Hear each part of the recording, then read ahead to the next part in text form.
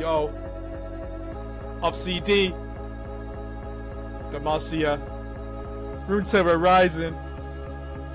We in this. Let's go. Off CD coming with a DT, it's finals day. These Reds haven't got a chance to advance, they better pray. Gonna leave them shocked with what I'm gonna concoct. But I leave a rift online, let's go in the top lane, put your team to shame. The guy on the other side, what's his name? Z-Man jungle in, pushing camps like a hawk. Invades well beside, leave him frozen like a rock. One smite to the face, leave it looking like I rock. Midnight sun, he's already won before the game has even begun. Snow, you ain't got no flow, that's why you're gonna throw. And fills on the ADC, precision in every shot. Spies, you better hide. You're against the robot, he's the Terminator, and he's gonna educate ya. Jaded throwing hooks, engaged by the bugs, dopey on the side. Took one look at you, you're a dopey little rat. Can't peel, can't rope, Jaded seen it all before, now it's time to go home. Rats in game, while I rats in shame. Off CD, running through every lane. GG no re, we don't need a second try. Finals day belongs to us, now wave these rats goodbye. Tough.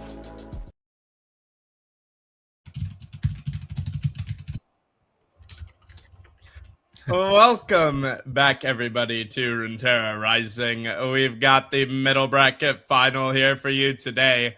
And we have had that fun little video, just a little bit of trash talk between the teams that has to make it mainstream.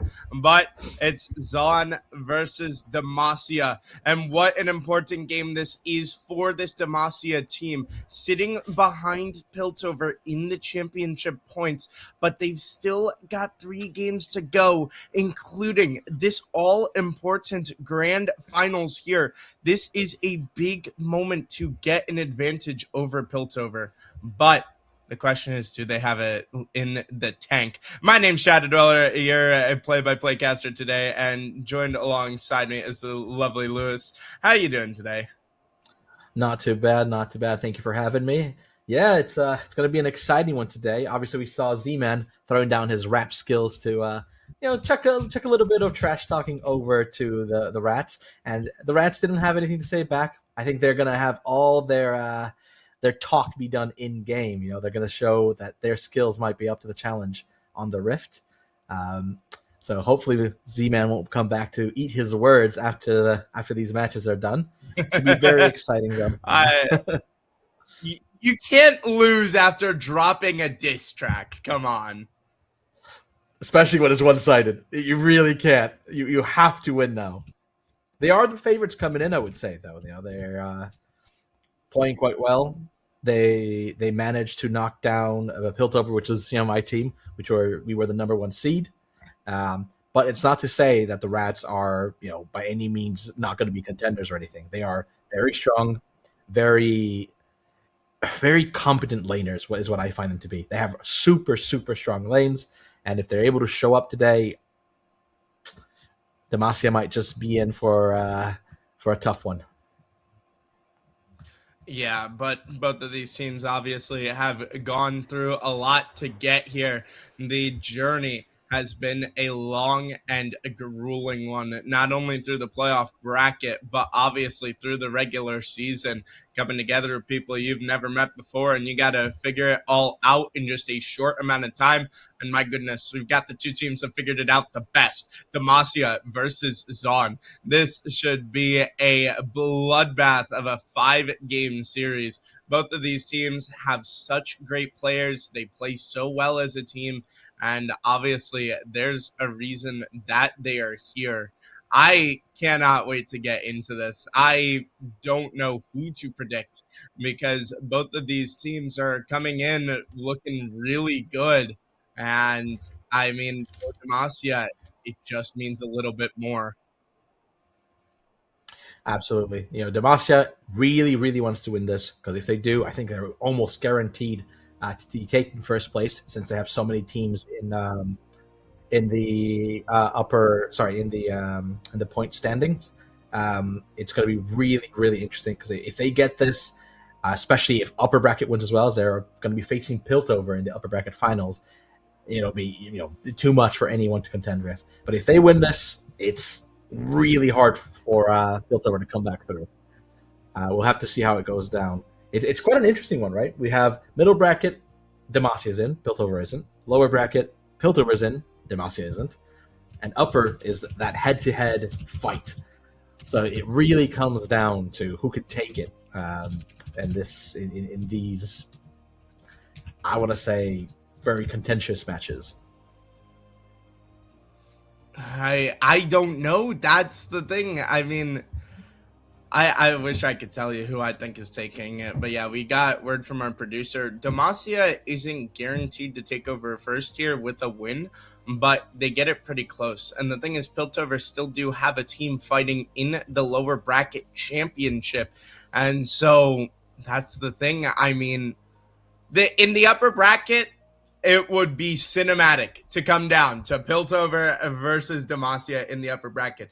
But the problem is, for both sides, their fate is a bit out of their control in the lower levels. And I mean, Piltover cannot control what happens to Demacia today, and Demacia cannot control what happens to Piltover in that lower final. You gotta bet your lucky stars on another team to align your future. But for those teams, they do hold their future in their hands. This Demacia team has fought so hard to get here, and it would be a nightmare for it to end here. For the new people coming in here, I know we've got a couple of friends in chat, and for anyone who hasn't quite followed the format of the league, it's not just about your team winning.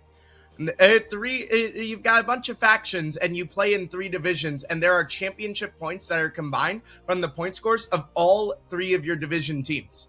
Demacia is fighting for a comeback on Piltover. We can throw up the championship points one more time, but Piltover and Demacia each have 3 teams left to play, and it's a big point gap, but Demacia still has a fighting chance. They're the last ones who can stop the Piltovers. And so that's why we're saying this game is so important, is because this is the time to get some free points where Piltover may not be able to win the lower final. We don't actually know.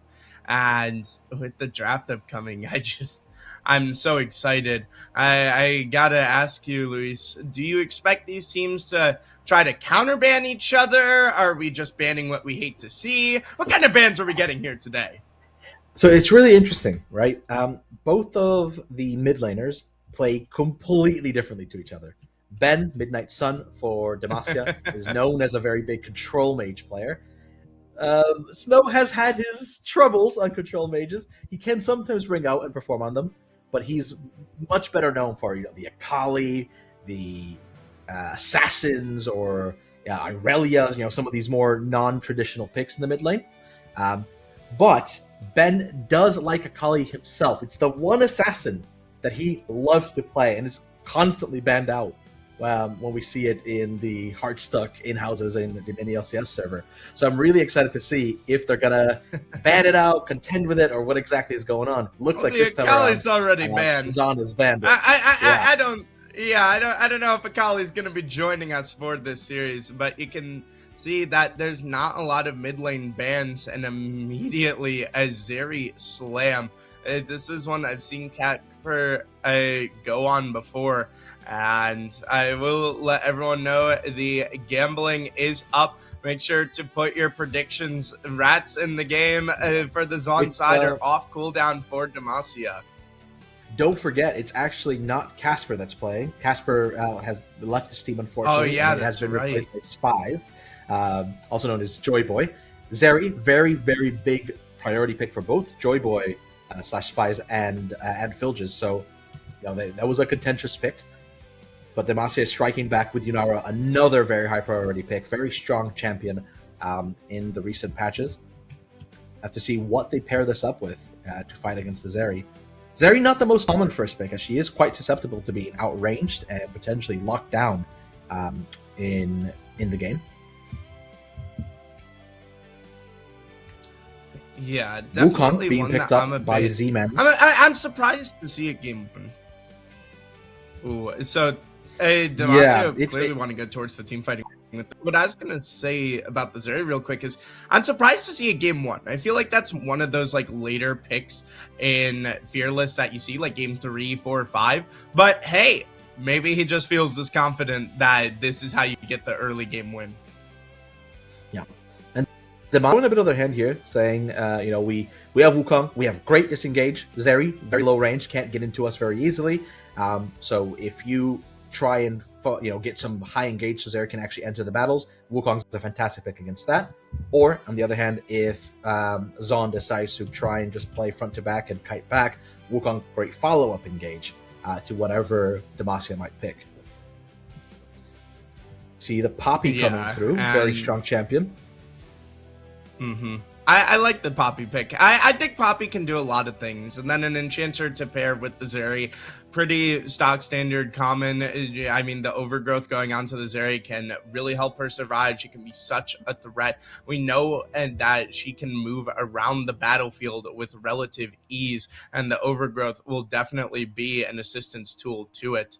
But I'm interested in where this Poppy's going to go. Do you think this is a top or a jungle Poppy? Yeah, that's what I was going to say. It's quite a flexible pick. Normally, I would see it in the support role as well. However, with the Lulu, that guarantees it's not going there. Yeah. I would expect it to be ideally a top Poppy, as not the best jungle clear on her currently. Not that she can't contend, but it's definitely not ideal to have her in that spot if you can help it. Hui coming through, champion that is very susceptible to ganks. In fact, something like Jarvan could look not too shabby in this game. Wukong obviously not one of his favorite pairings to be against, but very happy to see a Hui in the mid lane to try and gank over and over again. Yeah, definitely. And the thing is, the Jarvan with the Flag and Drag, the Cataclysm, it'll go along nicely with the things the Poppy and the Zeri can do. And I'm curious to see if we do get a Jarvan coming out. I'm a big Jarvan fan myself, and I think it looks good here. The other thing is, obviously, you can Cataclysm the Wukong if he's ever trying to Cyclone in, and then obviously get the Cataclysm onto the Yunara, and hey, that's a team fight that's looking in your favor. But all we can do is wait, and the biggest question is, where's this Poppy going? I honestly think I'd agree with you. I'd like to see it go top side, although Jungle Poppy is fun to watch just because of her movement on the ganks. Yeah. Something that hasn't been spoken about yet is the new patches come in, which means Enchanter supports have been nerfed and Engage supports have been buffed. Not to say that either's unplayable or way more playable than the other, but it's a big thing to watch out for. Lulu won't have the same sort of lane presence as she's had in the past, and there's a lot more power that these Engagers can have from the support role. With a Nico coming through, probably to pair with the Yunara. I love Nico. It's my favorite champion, and it's a fun champion. The Pop Blossom is such a powerful team fight ability, especially you pair it with something like the Cyclone. It's going to be the bounce house on Zon here in this game, and they're going to take the Syndra. The Syndra, honestly, that was one of my concerns about the Hui pick. I didn't mention it, but Hui isn't great into Syndra, and it was still on the board on the safest mid lane blind picks. But this time, it's a good matchup for you. And so I like the Syndra pick. I do like the Nico. It maybe doesn't have the best pairing with Yunara. Definitely not what you think of as Yunara's partner, but it works. And then an Olaf to round it out. This Poppy... Okay. The Olaf can go jungle. Hold on. The Olaf can go jungle as well. And so we can't even count what lane either are going towards yet. Yeah, Olaf, very interesting pick here. Now, while not the best blind pick, Olaf has a lot of tools down both the Hui and the Nico pretty handily, but might have a bit of trouble keeping up with Yunara. She's able to escape, jump over walls quite a bit. That can be a little bit troubling for Olaf in team fights. Same with the Wukong with his clone, can just get away from him. So we'll have to see how much this Olaf is really able to do with Set being picked into him.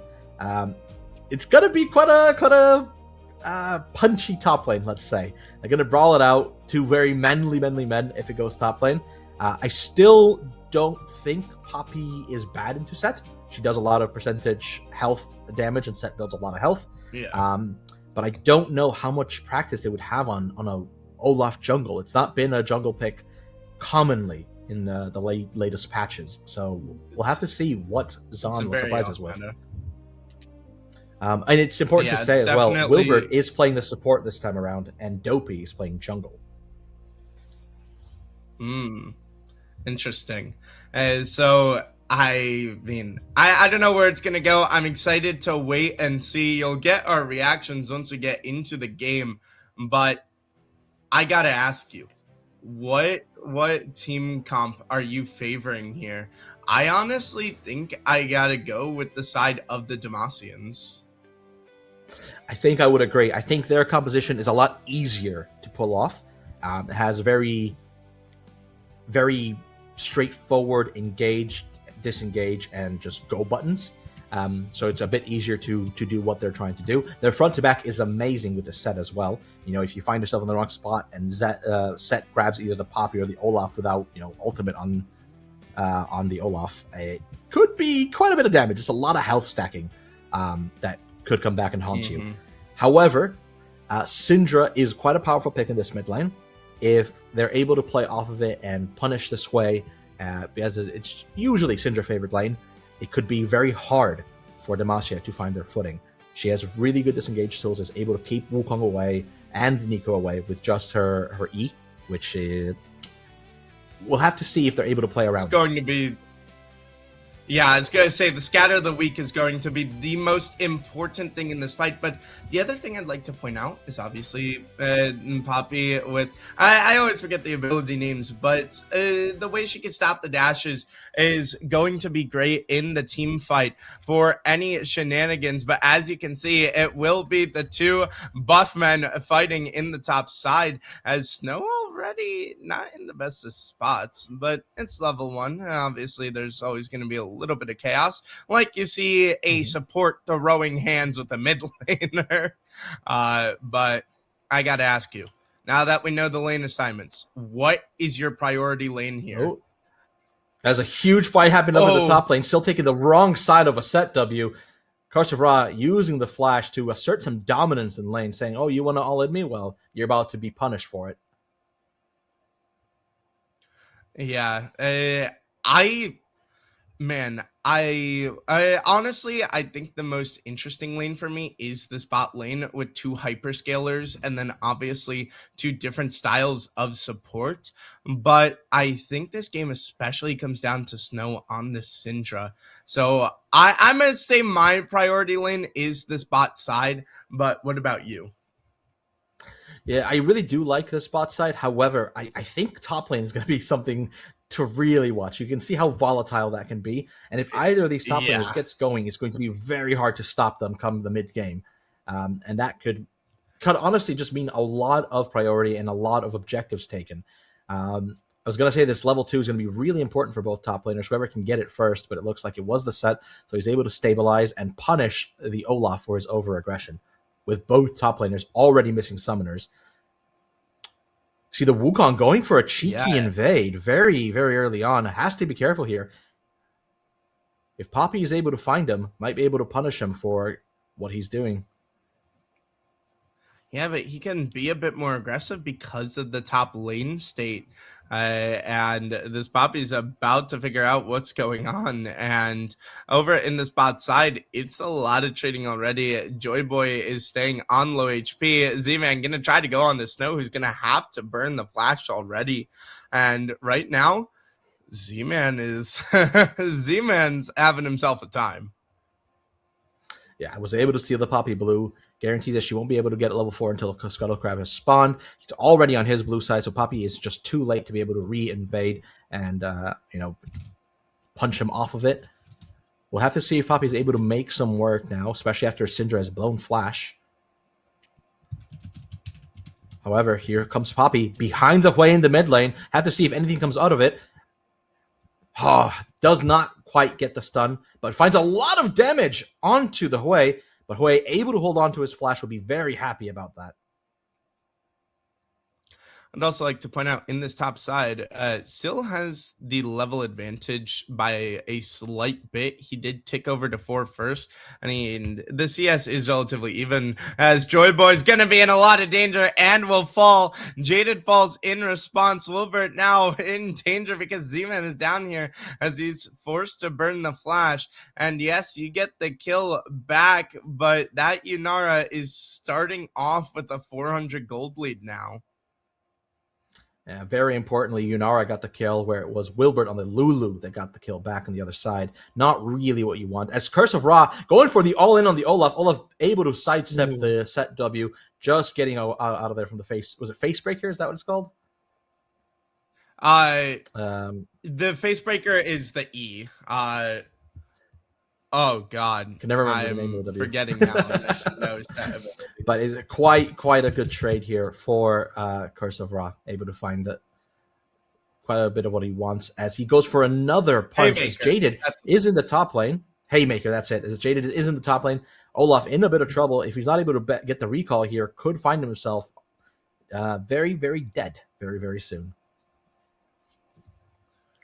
Yeah, the face breaker is the E that pulls him in, and just like I said, still had the bit of a level advantage. Curse of Ra has it right back, and it's why he was able to go in and do so much damage. Is just he had that higher level tick. As I'm going to struggle to say that Yunara's name. Oh my goodness! But in this top side, and both of these top laners.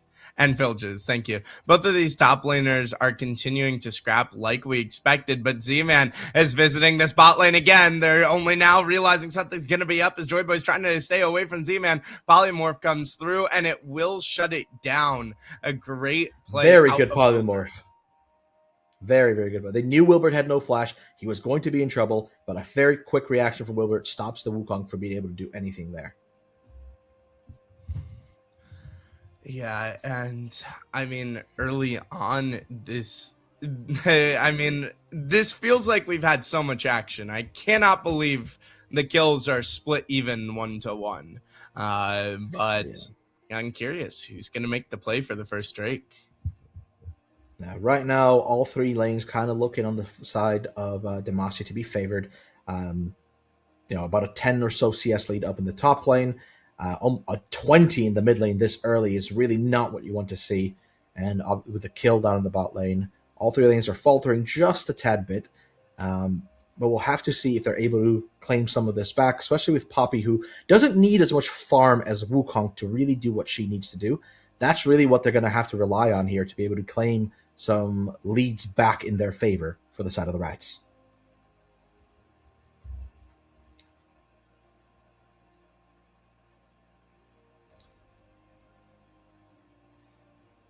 As we see, the first dragon has spawned. Neither team has made a move on it just yet. Nico being cheeky, Snow not falling fool or prey to it. And a great stun by Dopey with Snow using the unleashed power, saying, Jaded, what are you doing over here? Overplaying your hand. As Jaded falls down right as the dragon has spawned. This could mean a early dragon for the side of the Rats, as Poppy has started it and has both of her members coming through. That's exactly the kind of play they needed. They needed a mistake from the side of Demacia. Yeah, and I'm surprised to see Jada get caught that far out. I was looking at the minimap and I thought he would have the awareness to move out of there, but unfortunately he just gets caught.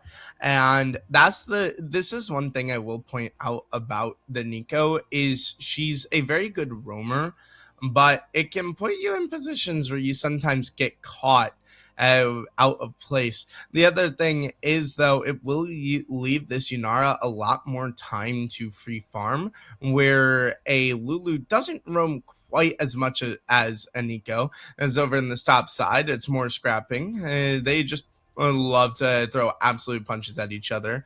But this mid lane, not really getting the attention we expected. I mean, we said this way is very gankable, and we've only seen, I mean, Syndra too is an immobile mid laner. Obviously, she has the Scatter of the Week, but we've only seen one gank from each team towards the mid lane. I'm honestly a little bit surprised.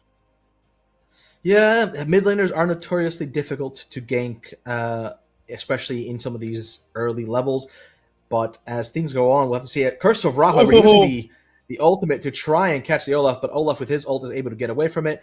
As they'll find the first kill as these grubs have been started. Z-Man going in a bit haphazardly, does not have anything except his ultimate, but he's going to look to fall here. Can Midnight Sub save him? Yes, he will find a kill back onto W, but It's got to be careful. Onto Wilbert.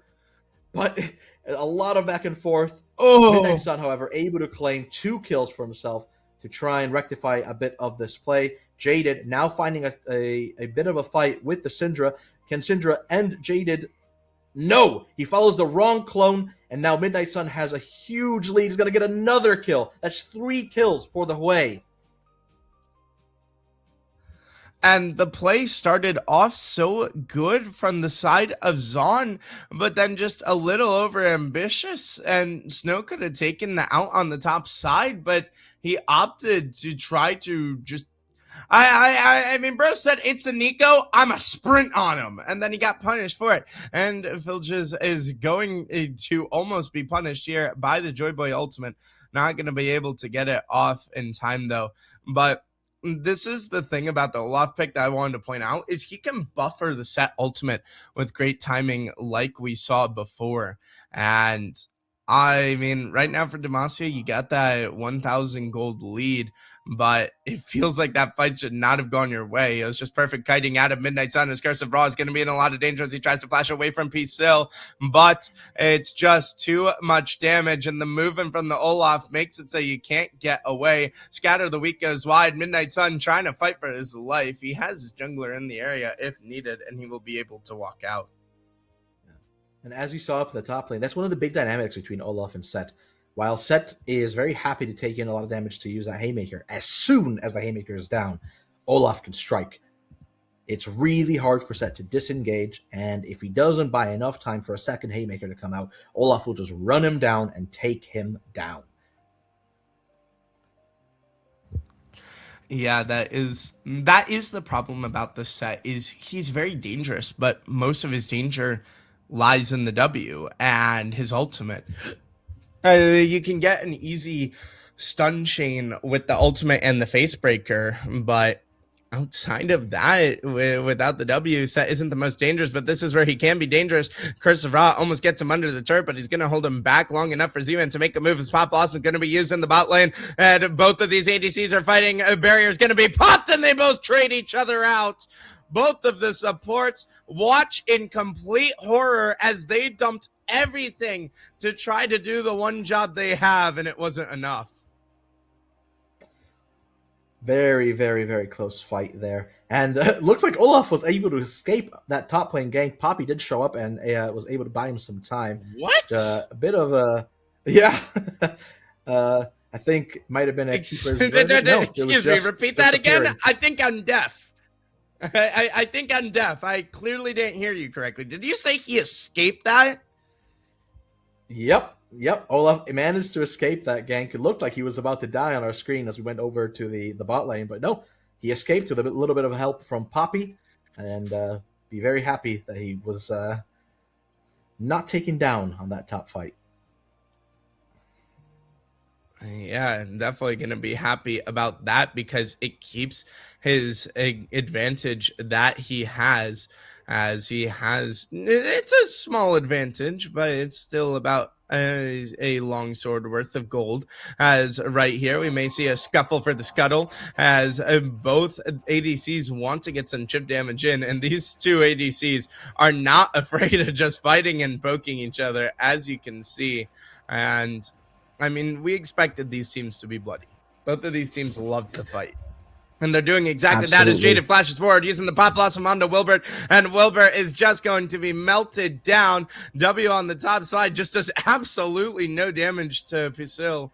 And it's the next Drake going over to the side of Demacia.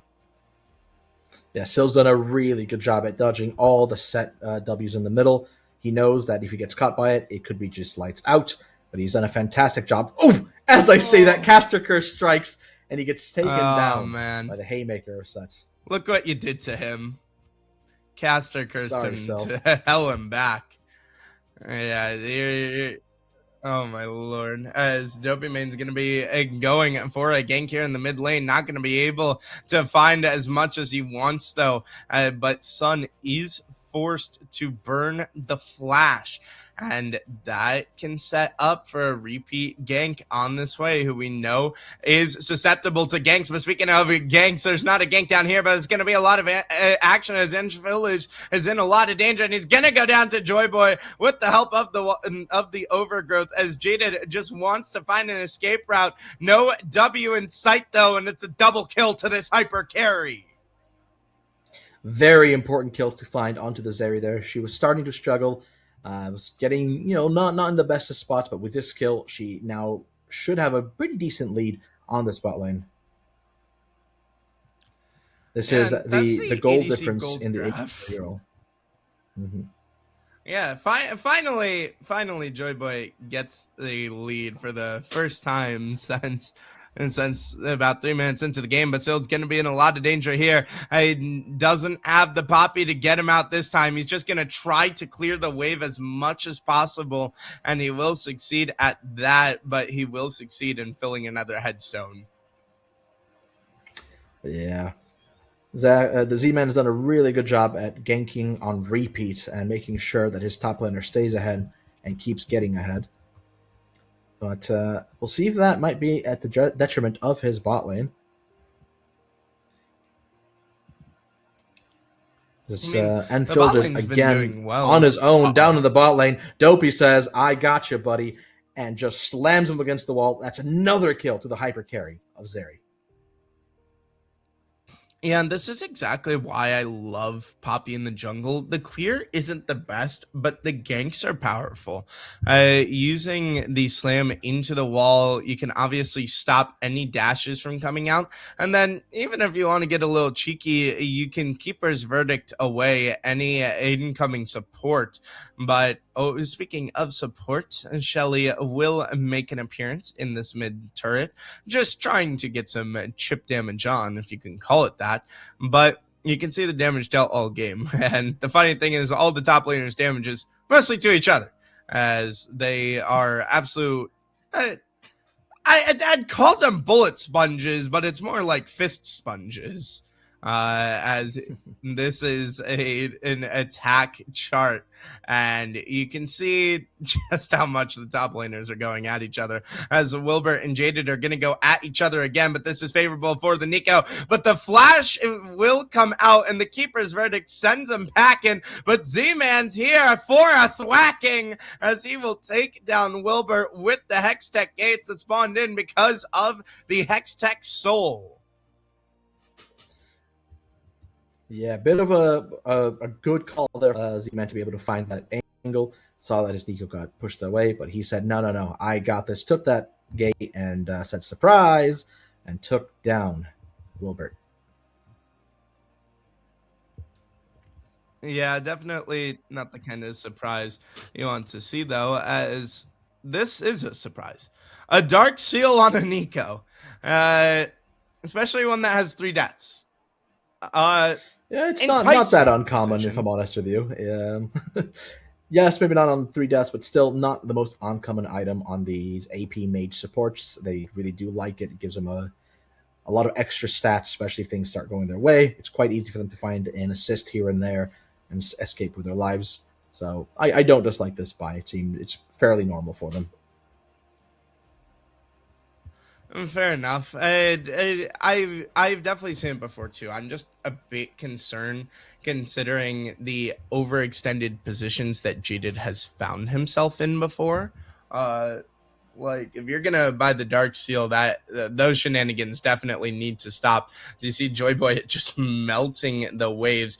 He has a massive CS lead, and with the turret now, the gold lead is just about to get even worse. But another big surprise is Midnight still has a 1.2k gold lead, and as much as we kind of criticize the Ray pick, it's working perfectly.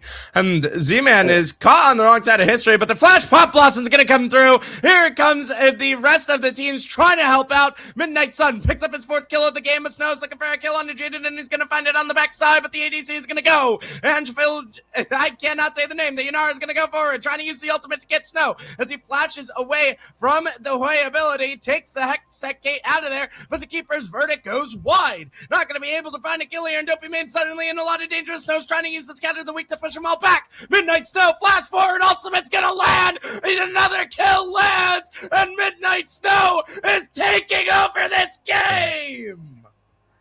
Yeah, Midnight Sun, also known as Ben, playing really, really well, able to find all the spells he needs to. You know, Poppy looked like she was caught, was going to get away, however, because of a good use of her W. The Wukong failed on his W, when suddenly Midnight Sun flashes forward and finds everything he needs to. Every spell lands. Because his ultimate landed, slowed down Snow, able to hit him, take him down after Snow seemingly got away with the Hex Gate. Very, very well played from the mid laner of Demacia. As we have a bit of a pause coming through, we'll find out what's going on for you guys in just a second.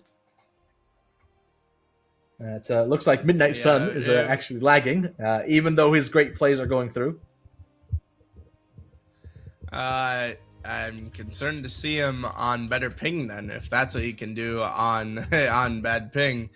But a beautiful play by him, and just the pullback on the Hui is so powerful. This is the thing about the Hui, is he has such long range, and when he's allowed to freely sit there and use his abilities as he pleases, it feels so good.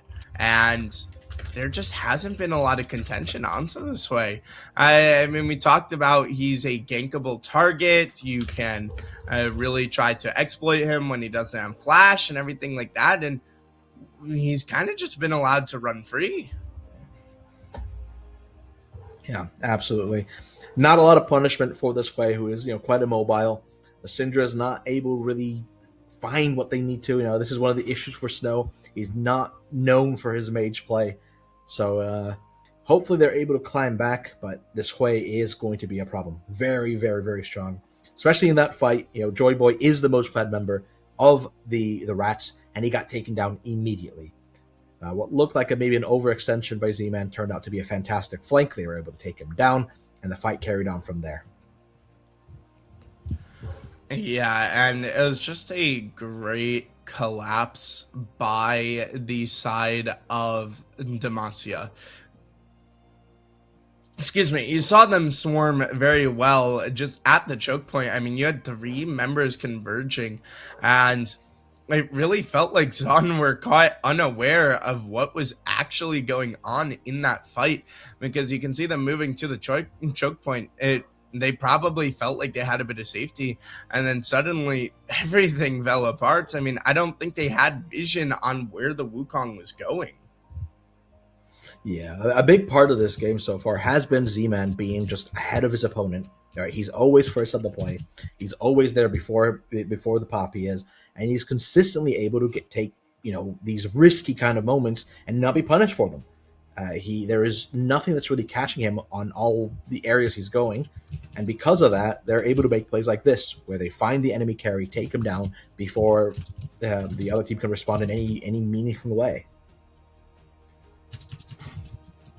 Yeah, and I mean, obviously the tech pause is not helpful for the momentum of the Demacia. I mean, they're the ones that called for the pause, but for Zon, it gives them some time to kind of talk things over and really figure out what they want to do from this position.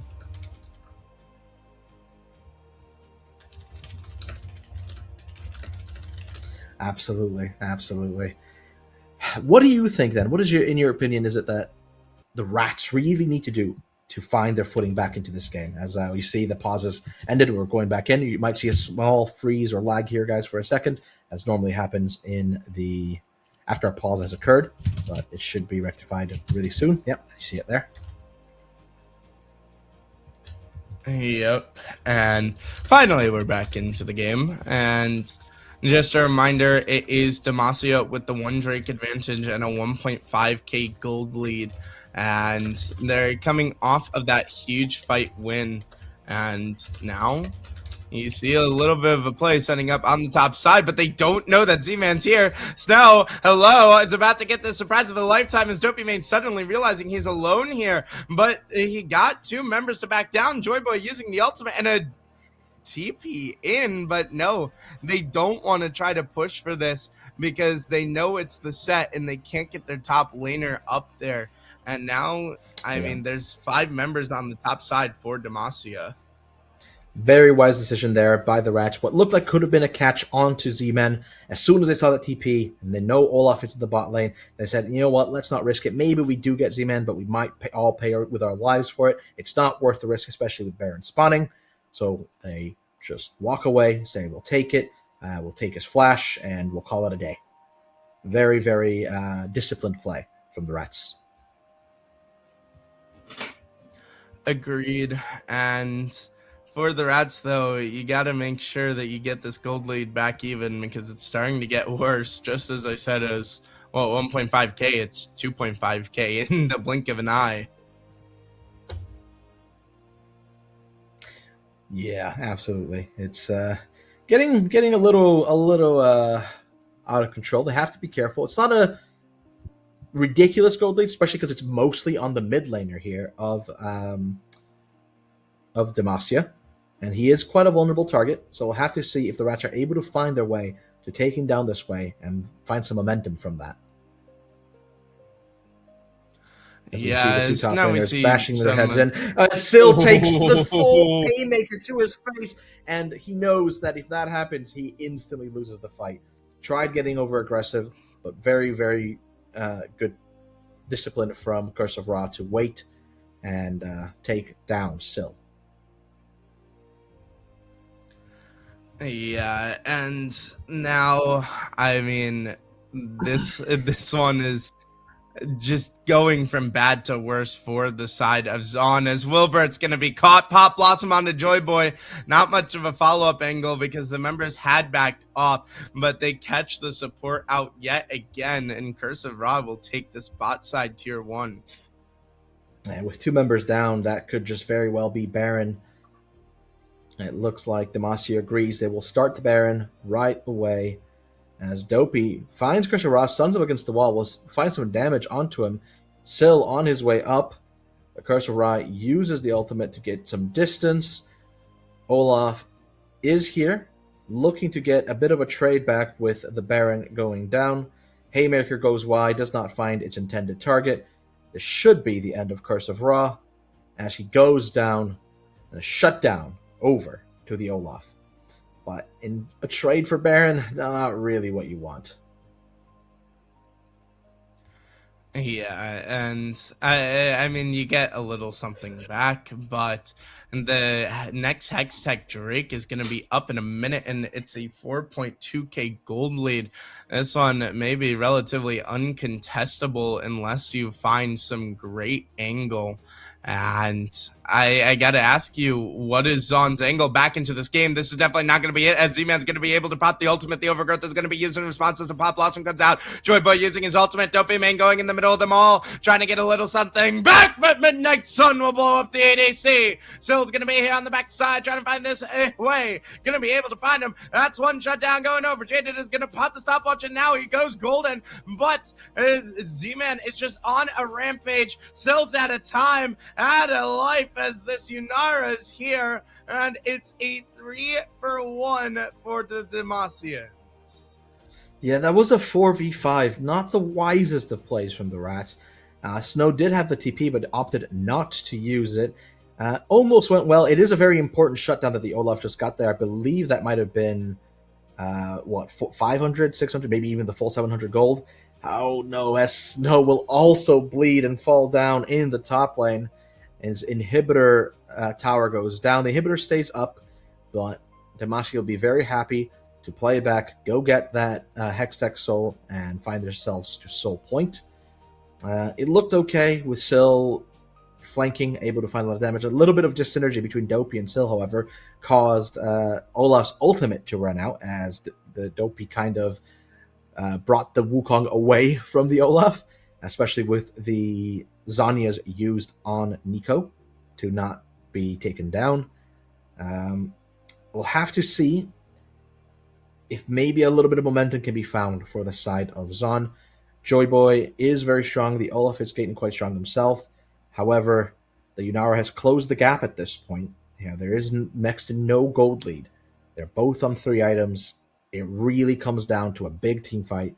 If Sil can find the Hui like he did in this last one, maybe, just maybe, that's what they need. However, he's finding himself in a bit of trouble against Curse of Ra. 2 more members are coming up to fight him. He should just be falling down here, as Zon is not able to find much in return. They maybe get this tier 1 mid lane. No, does not look like they'll be able to. Baron buff is still present as well, making it all the harder to get this tower.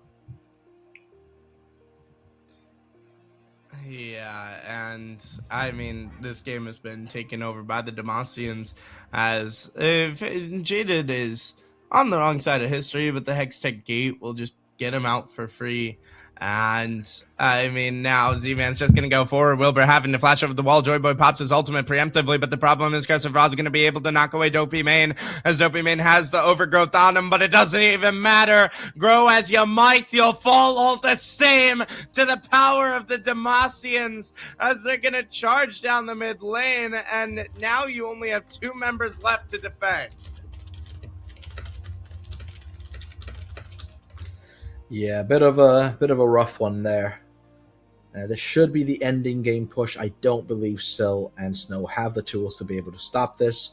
We'll have to see. Spawn timers are still about 10 seconds away plus for each member, but Demacia decides to take a step back and take the inhibitor, take the Nexus Tower, and walk away and say, we'll fight another day. I think they're just waiting for the soul. 3 minutes away, shouldn't be long. Those are the kind of fights that you just cannot find yourself on, Hazan. Yeah, you really can't. You need to find something where all 5 members are together, and especially protecting the Zeri. And I mean, Demacia don't even need to force anything here. You've got the mid inhibitor, so those super minions will be charging into the base, and you can just wait. There's no need to push for anything. Yeah. Really comes down to, will Demacia make a mistake? They are running this game. It is their game to lose.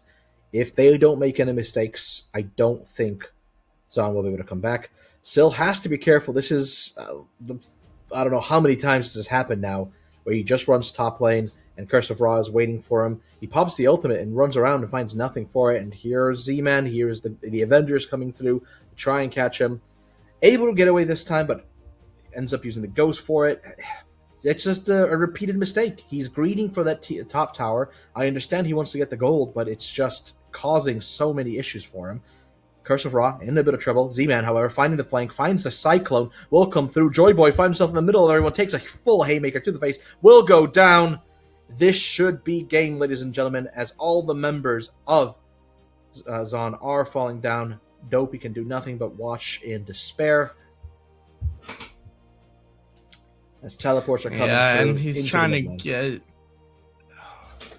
Yeah, and there it goes. These members are trying to get back to base, but you're not even allowed to, as Dopamine is causing a little bit of fear, but who cares when the Nexus is falling.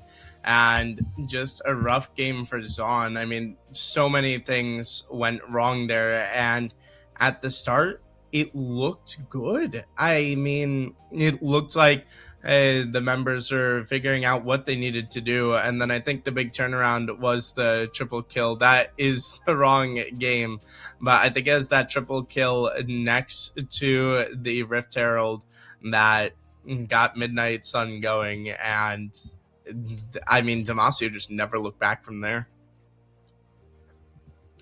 Absolutely. It's one of those things that the game could have gone either way, but Z-Man was just ahead of Dopey in most plays. Very good play from Ben as well. He just outplayed his opponent on the Control Mage. And then Curse of Rock, he kept to his own.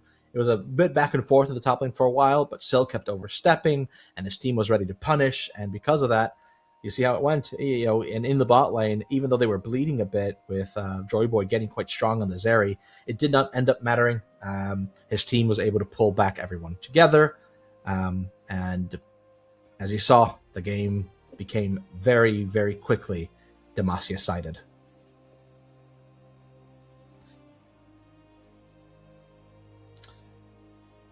It's funny when you look at this damage graph of damage of the champions. When you look at like Midnight Sun on the Hui, he dealt the least damage on his team, but I would say maybe some of the most impactful damage you can find. He was very, very, very, very impactful in all the team fights we saw from the early to mid game. Very strong in the late game, and it's one of those things. Damage doesn't tell the full story. Yeah, I think also just the jungle difference. I honestly, it just felt like originally at the start, it felt like the Poppy was getting the value, and then the Poppy just kind of faded off into the distance as this Wukong took over with some very important cyclones and knockups to set up the rest of his team, and is a big reason why the Midnight Sun was able to go off on this way.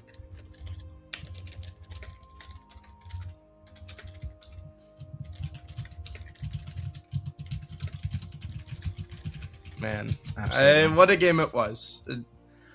Obviously, Zong got to bounce back. Now, here's the good news. It is a best of 5. Plenty of time to bounce back. And these champions will also not be returning, as it is obviously fearless. But, ladies and gentlemen, we're going to have to find out what Zong can do to bounce back after this break. So we will see you all shortly.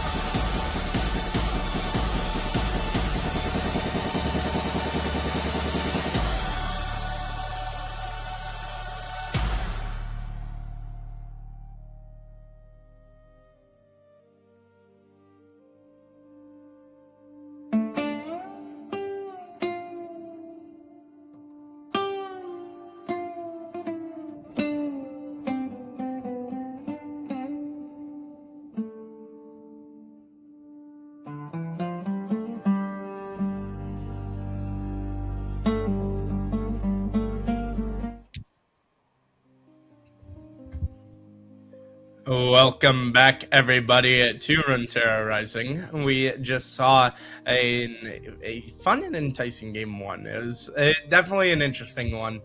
But as we get ready now, game two, the draft is right around the corner. Now, I gotta ask you, Lewis. I mean, you've been in this position before. You just lost game one. You drafted what you thought would work. You know, every champion was up for grabs, and you thought it would work, and it didn't. What are you doing to bounce back here? Are you switching up the draft style? Is it just a mental thing? What's going on through your head here? The single most important thing in these situations is always the mental aspect of it, right?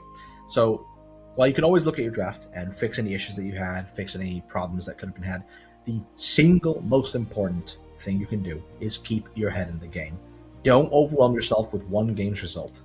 You can always play better. You can always do better in the upcoming games. This game wasn't lost because of draft. While I did like Demasia's draft more, it wasn't just due to that aspect. It was a lot of misplays throughout the game that caused a bit of an issue. You know, the winning lanes that could have or should have won just didn't do it. And that could have been from a multitude of reasons. One big thing was obviously Z-Man's presence on the game, so maybe they go back to the drawing board, they look at that, how do we stop Z-Man from invading my first blue, invading my second blue, being able to continuously do these kind of things, maybe better warding, better positioning, these kind of situations they can fix. They can look at this game and just analyze what was done and fix some of the simple mistakes that were done. They can see that their bot side was the stronger or the more abled body, lane. It was the one that was able to get ahead, and maybe if they play more with their bot side and play for that lane, they're able to find a victory through there. They saw Snow was maybe struggling on this control mage. Maybe they find a different angle of attack. Don't give him the control mage. Let him play his 1v1. Let him do what he does best with an assassin. Maybe that's what they need to figure out. Stop trying to play the opponent's game and play your own. Just because it's not normally what's done in Five's comp play doesn't mean it can't work for you. You know your strengths, apply them and use them. That is the big thing that they really have to look at here. Yeah, definitely. And I really want to see a better game out of Syl. Especially, obviously it was rough all around, but I want to see him. Maybe the answer is don't go into such a volatile lane, or just I mean, put it simply, don't die so much, please. Especially early on, it was rough from before the minions even crashed against each other, as everyone was. I mean, all the minions were ready to go. Still wasn't. Still was at low HP, and it just made it a rough lane state throughout. Yeah, it's one of those things. You know, he had a very bad level 1 where he first thought he had the upper hand. He all-in, but a very good flash W from Curse of Ra caused that to be flipped on its head. It happens, fine, but he started to recover, started to do well, but then just a bit of overextension without wards, and he got punished repeatedly by Z-Man. You know, he was there multiple times, and these are things that could have easily been avoided with better warding, better communication, and understanding of game state. Gotta agree with that. And then also, I'm looking for a bit more out of the jungler for the side of Zon. Again, it felt like early on he was doing a good job, and then when the wheels started to fall off, it felt like he drove off a cliff. Put it simply.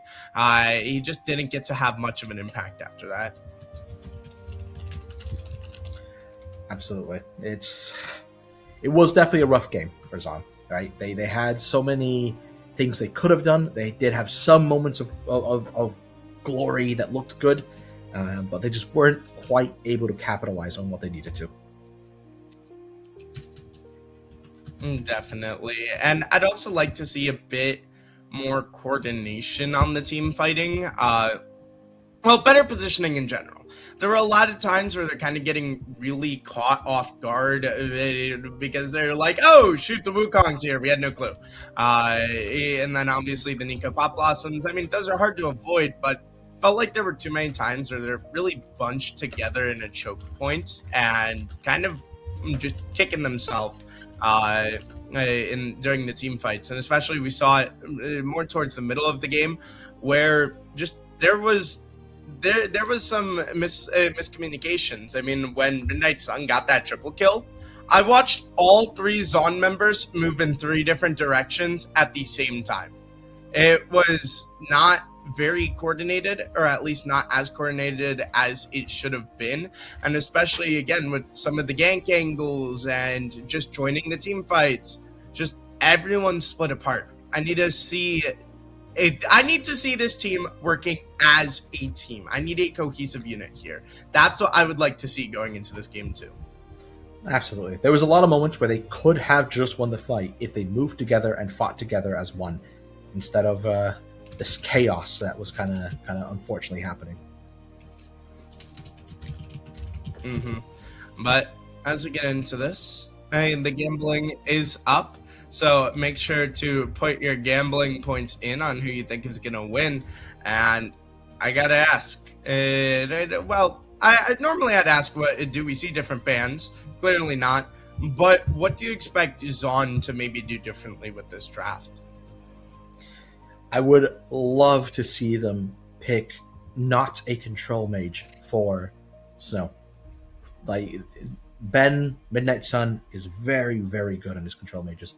If you're trying to play 1-for-1 against someone who's better than you on these type of champions, it is just not a good idea. It's going to cause a lot of issues. As we see, the Jinx picked slot number 1 here, with Jarvan and Wukong both gone. A lot of the very large punishing tools are not there for it. I would love to see a Pantheon, if I'm honest with you, from the side of Zon. Ambessa, I'm going to assume this is a flex between top lane and jungle. Don't believe it's played much in the mid lane for Snow. Do we know, is Wilbert back? Okay, so Dopey is still the one in the jungle. Be interesting to see if he has practiced this Ambessa jungle.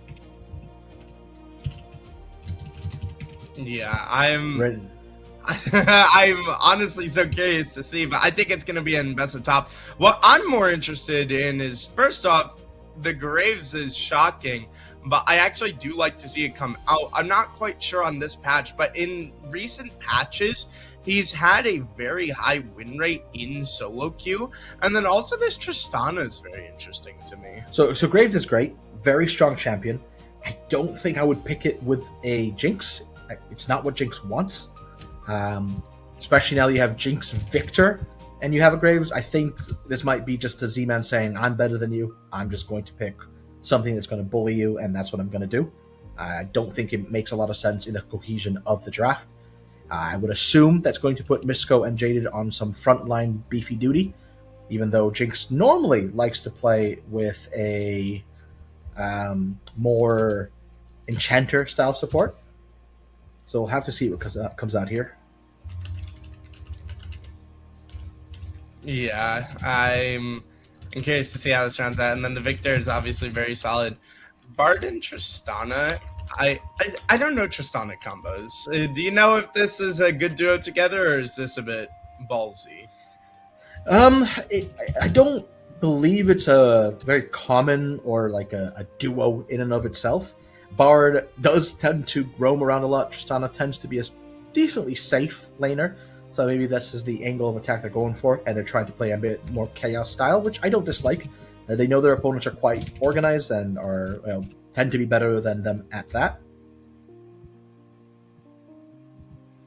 Yeah, and as these fun bans come in, I mean, I'm not surprised to see these bans, but this Renekton tells me they're going for something in this top lane that's going to be maybe a bit more aggressive for the side of Zon. Or maybe we just see the stock standard tanks. I don't know. Do we get that scrappy top lane like last time? I would expect quite a bit of scrappiness. Diana, I would expect that to be jungle when I look at this here. They're saying, come at me, Misko. Renekton's gone. One of the Messa's worst hardest counters is gone. So I'm really interested in how Demacia is going to answer this. I'm interested as well. I honestly am not the biggest fan of Diana jungle. I think the damage can definitely fall off, and a Tarek in response to keep the Jinx alive. Yeah, it's a very committal that's team from the side of Zon. So Tarek, very good at stopping that kind of play. Don't forget, Diana did just get buffed. Her clear speed got buffed this patch and has a bit more percentage HP That's true. ratio on her W. She has been a very good jungler in recent patches, especially in solo queue. Not the most common comp play jungler, but I don't think she's bad by any means. Cassante. So this is we're going to protect our Jinx, we're going to protect our Graves, and if you try to go into us, we're going to punish the hell out of you. There's so much disengage and so much protection now with a Tarek, the Cassante, and even the Victor W that is very hard for a committal team to enter, which is currently what it's looking like for the Zon team. The Ambessa wants to go in, Diana wants to go in, Tristana and Bard can play either, kind of either direction. But with this team, they're definitely looking to go in. We just saw a kill yesterday in the match, and we're going to see one again today. And this could be a kill mid. I've seen it a couple of times. But what I expect this to be is kill top, Ambessa jungle, and Diana mid lane. Yeah, and Diana mid. Yep, absolutely. This is going to be an interesting Unless, one. I really hope it's a Snow Ambessa. I hope he plays the champion and he just brings it to the mid lane and does something wild with it. That would be my want, if I'm honest with you. The Kayle is giving them a bit of insurance in this late game, but I would love to see don't put him on a control mage. To be fair, I'm happy to see Diana mid as well for Snow. I'm glad it's not a control mage. This is what I want to see from Snow. And hopefully it pays off. Yeah, and I honestly, this is my first time ever casting a Graves and Tarek. You're gonna have, I know the Tarek ult, but I feel like a lot of people may be their first time seeing some of these champs. You're gonna have to catch us up to speed on what they do. I see you Googling over there. You don't know either, do you? I play a lot of Graves. Tarek, not as much. Graves, I know a lot of. I know what Tarek does, though, so don't worry. I'm pulling Graves, up League of Legends right now. Very aggressive jungler. The thing with Graves comes down to for his first clear is how consistently can you get your passive stacks up, keep them up, don't let him drop your entire clear, and are you able to do his auto attack resets? He has some mechanics with it. If he's able to do that, he'll have a very good clear. He'll show up to the Scuttle Crab with 8 stacks of grit, and with those 8 stacks, he will 1v1 anyone. He is so much armor, so much MR, so early on. It's so difficult to fight him off that crab. He's also an incredibly aggressive jungler in terms of invading. Because he can get so many stacks of grit, he's able to keep fighting you in your own jungle and make you suffer if you're not ready for his damage output and the amount of tankiness that he really has when he looks like he shouldn't be so tanky. Tarek, on the other hand, it's quite it negates you from doing anything. You can be aggressive on it, don't get me wrong. You are able to move forward and stun champions and beat down because you do a lot of damage with your passive, with the auto attacks that you get. However, in this kind of competition, what we're looking at, Tarek is going to be playing that more. I'm going to stop you and negate you from trying to get on top of my carry. I'm not going to let you do anything. And if you try and fight me and just, brawl me out, I will win. He is so good at brawling enemy teams, especially in these 2v2 short kind of fights, that I would expect him to be able to keep his Jinx alive in this situation. Minions have spawned. Fair especially enough. with the ultimate in the mid to late game. Yeah, and now the time for talk is over. Zon, you're down 0-1 in the series. Cannot go down 0-2. That's practically a death sentence. Time for game 2 to get underway. Do Zon have it in him to bring this back? Let's find out. Graves going with the Dark Harvest this time around instead of the, Fleet Footwork. Imagine this means he is going to be as aggressive as he possibly can. As you can see already, Graves is invading the enemy jungle. Is starting out on the enemy Raptors. Not usually the best spot for Graves to start. but he does not care. He's going to be flexing on his opponent, saying, I don't care what you do, as he steals Raptors and then walks away. Interesting level of... I don't know about that one. Not what I would have expected from the Graves. I thought he was about to clear his entire enemy's jungle, but maybe he's just doing this to get to his red side and not let Mbessa take it from him. He didn't want to split the map. I'm not quite sure. Yeah, and honestly, I prefer the I think I prefer the Demacian draft here. I think the Taric is a really good response to the Mbessa, to the Diana. I even can help out a bit with the Tristana. But what's scary from especially is this Kale. I mean, if he can get an advantage up here in the top lane, it's going to be a scary thing where Kale is one of those champions that can kind of 1 versus 9, but we really need to see all around a better performance from the entire team for this game. Yeah, absolutely. It's a very traditionally Kale favored lane. Cassante does not really have the tools to get on top of Kale. It's a bit annoying, a bit rough. As we see Graves walking over behind the Kale, going for an early gank, saying, I'm going to ignore my red side for now and just try and get you off my top laner. But I don't know what they can really do to get Kale down. They'll get some damage, that's for sure, but not much else for it. Kale has the TP, so this doesn't even punish her that much. And with this invade, if Mbessa is quick on the roll, she can get to that top side and start fighting this Graves. I don't really like this in terms of the tempo for Graves. As you can see, Mbessa already with 24 CS.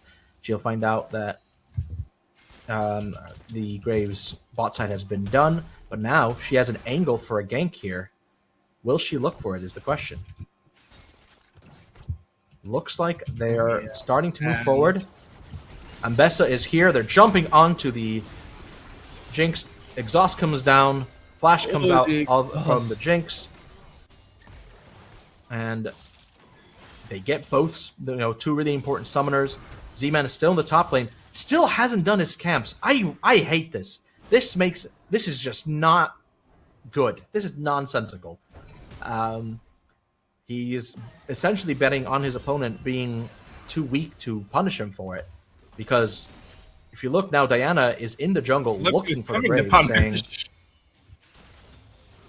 Yeah. Can he find him in time? No. And he's just going to have to tuck tail and run back to lane.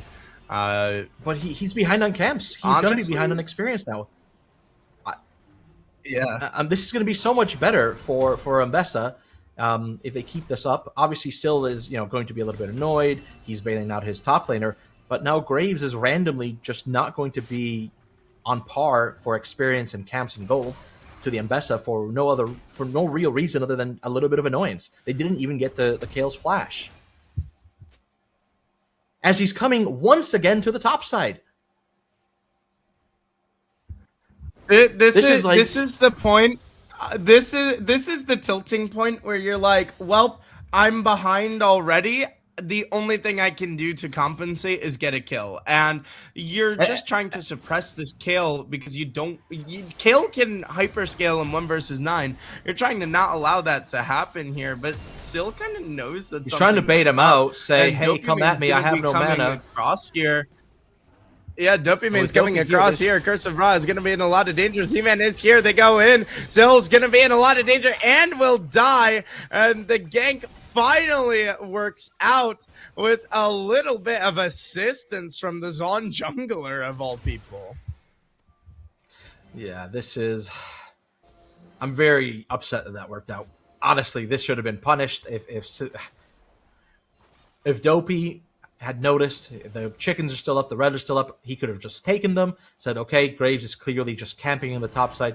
Just play safe and keep farming your waves and you'll be fine. That's all they needed to do there. But instead, this play ends up working out. Still not the worst thing in the world. Yeah, it's a kill over to the Graves, but he's still behind on experience. It's okay. It's just a bit of a bad weekend from the side of Zon. And I honestly gotta I gotta agree with Murmur here on if Dopey doesn't go up there, the game state is so terrible. To be fair, you're not really expecting Z-Man to camp there that entire time, especially after how bad it went early on. But Yeah. now this is actually It was just a playable misunderstanding of the for game. Z-Man. Yeah, it was a misunderstanding of the game. Dopey went into Z-Man's jungle. He saw the Raptors were up. He saw the red was up, and he decided to go top lane. It was a poor call. If Dopey just started clearing Z-Man's jungle and Z-Man wasted his time there was nothing that they could force on the Kale. Kale was happy to just farm on that wave, and it would have been so over.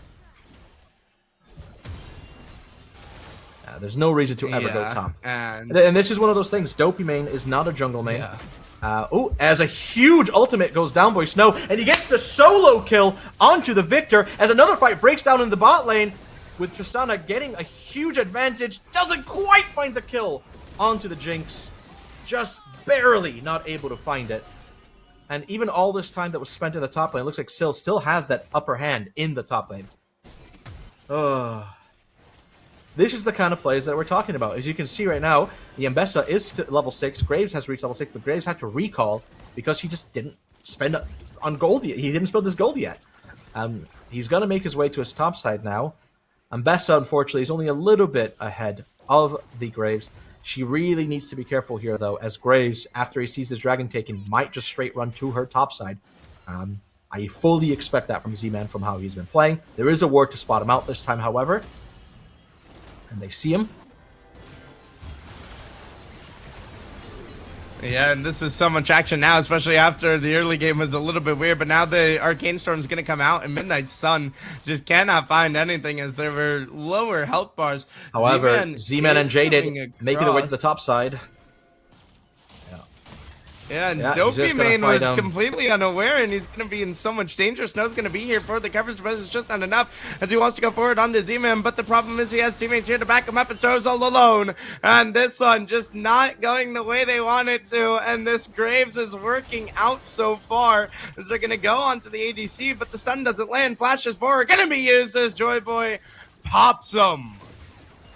Yeah, that play does not come without a cost. Z-Man does end up finding a kill, and it's very good, but because Jaded was in the top lane, they're able to find a solo kill onto Adfilges. They do find the grubs, however. They'll be happy to pick that up. You know, it's just coming down to the difference in who knows the jungle and who doesn't. Oh, but Adfilges with a great snipe from downtown picks up a kill, finds the bards, sleeping, takes them down, and everything's going quite well for Demacia at this point. But wasn't overstepping Filges. He ends up getting a kill back. Very happy to see that. And we'll have to see if Zahn is able to rein it in a bit. They need someone to make these calls. Z-Man did this the entire time in game number 1. He's just aggressively jungling the opponent. And they're getting punished for it. Because they're just not aware of what a jungler isn't allowed to do. Yeah, and speaking of aggressive jungling, Dopey Main's going to be caught going for the gank in the top side and will be back down. Wilbur is up here now. They're trying to disrupt Z-Man on his camps and try to look for a topside gank, but there's just no angle, and Joy Boy is left alone on the spot side where it's not the nicest of lanes for the Tristana. Z-Man just bursts a ton of damage onto this Bard, and I mean, we knew these teams are not afraid of action after that game 1, but we're seeing a lot more of it here in the game 2. Yeah, with Graves finishing the Humble Glaive as well, you do not want to fight him until you finish your item on Mbessa. It is way too dangerous. The Tempered Fate goes wide from Wilbert, does not find Midnight Sun.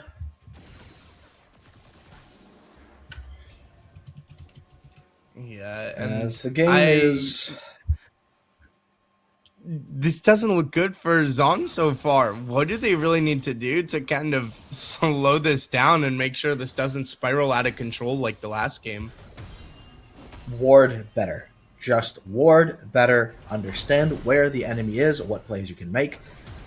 Ambessa has first move onto this bot side, especially with her team pushing the opponent. She should be aware that that's where they're going to go. If she's going to recall, she needs to call her bot lane back, tell them, hey, I'm going to recall, do not play forward here. Z-Man can show up and you're going to get punished. Thankfully, Wilbert's able to find a Scryer's Bloom onto Z-Man, know exactly where he's at, and they're able to play back. Ambessa, however, does read this, that Z-Man is going to be aggressive. Z-Man trying to be cheeky, going into the enemy jungle. There's no camps for him to steal, but he's trying to look for somebody or come from behind. A ward will spot out Ambessa here, however, and this is looking bad. Bard is making a roam. This is not the time to be roaming. They're going to aggressively play, and a flash forward will find Joy Boy. They're going on to Filgis, but Tarek ultimate might come down and save him. It will. Oh, it's Shoshana. Joy Boy somehow still alive though, but Midnight Sun finishes him off, and Snow just cannot get down in time, and bad goes to worse for Zon. Yeah, it's one of those things. It was another one of these plays that Z-Man was able to completely get into the enemy jungle with no one spotting him, no wards, nothing to say, hey, this is where he's at. Some good pink ward, vision ward, defensive ones could have spotted that out, but instead, it's getting to be a bit rough for the side of Zon. Yeah, and I don't even know the angle back into this, as Midnight Sun is dancing around this with the Arcane Storm. Snow's in a lot of danger, trying to back off, will not perish here, but Joy Boy wants this chase down and does get it and gets his second kill. He's the one member having a good game so far, but even this kill has just not worked out. And there's not a level lead, not a CS lead, not a kills lead. Curse of Ra has played this amazingly. And you can see now he's just running him into the ground, as Syl just does not have the damage. However, this is where the matchup's about to turn around. As soon as Syl gets that level 11, it will make it so much easier for him to wave clear. The Cassante just won't have the angle of attack. The early investment from Z-Man has kept the KL at bay, because normally the lane is a lot harder to play. And it's just out jungling. This out jungling is causing so many issues for his laners.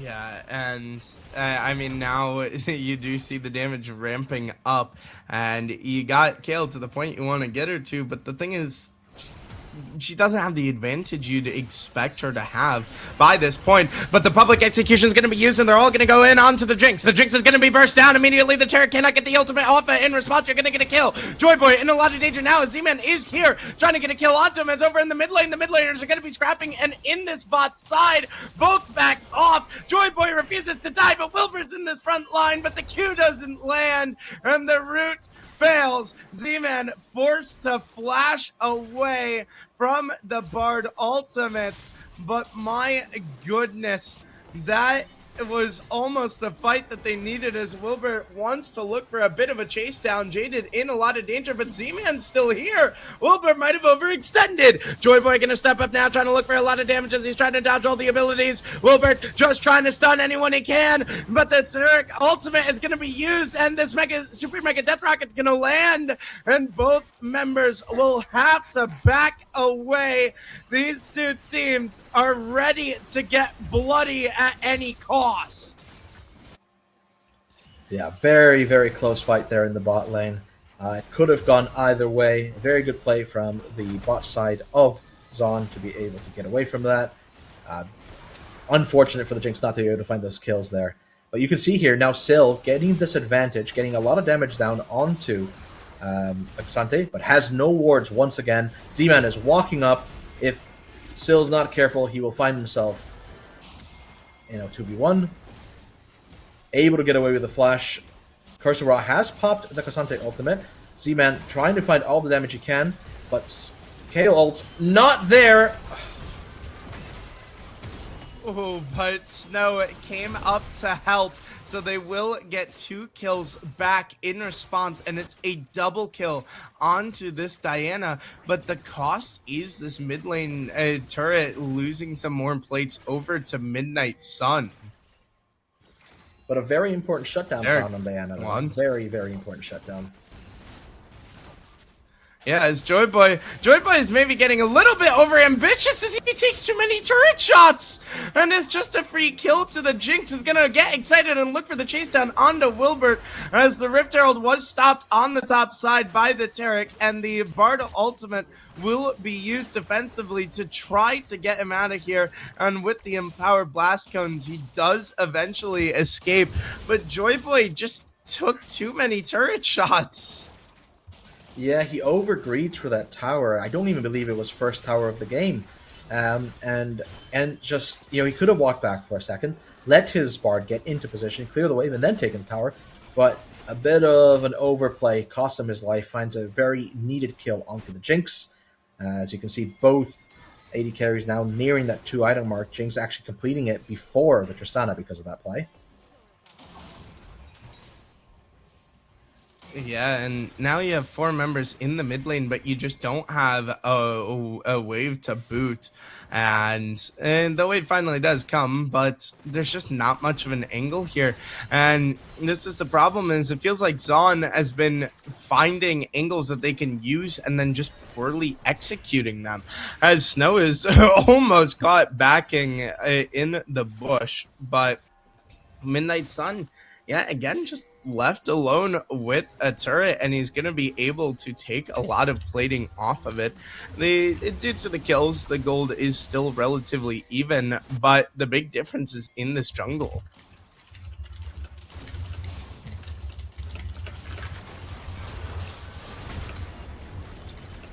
Oh no, right back into the action. The Graves is going to finally die, but the problem is Snow is going to be surrounded by a horde as he's just trying to stall for time for his teammates. And Midnight Sun will get the kill as the Bard ultimate just comes out a little bit too late, and you can just see that Joy Boy's in a little bit too far. Taric ultimate going to be used, and Joy Boy's got to flash the Super Mega Death Rocket as they're going to use the blast gun to try to go in, and Joy Boy slowing down to try to hit the minions, but Wilfred's going to be stopped for going over the wall. Midnight Sun there to receive him, and he will defeat him.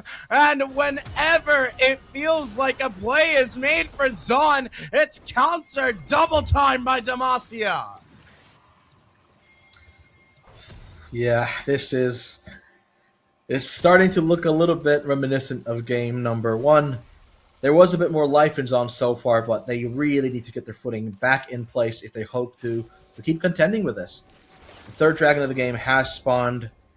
It looks like Demacia is first on the play. Kale is just a bit far forward. She should have known that everyone's going to be here. She now has to try and get away from Z-Man and Ben Midnight Sun. But does she have the tools? And Bessa goes in, finds a great ultimate onto Z-Man, but not enough! Everyone's here, you just can't get the kill. He got a little bit overexcited seeing his angle, but the Graves survives on less than 400 HP. And just no matter what Zon do, it feels like they can't do anything right here.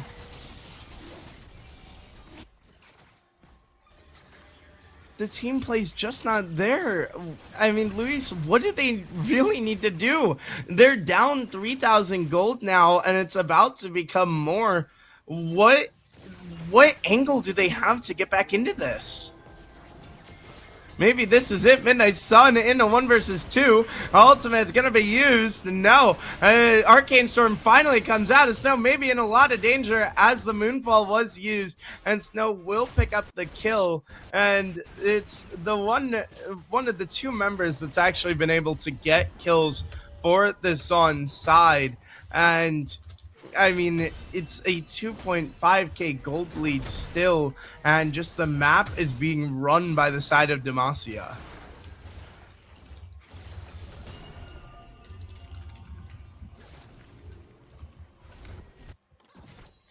It's one of these moments that the way to get back into this now is play for your actual win cons, which is late game Kale and the Tristana that scales pretty well. It does quite well against the Jinx.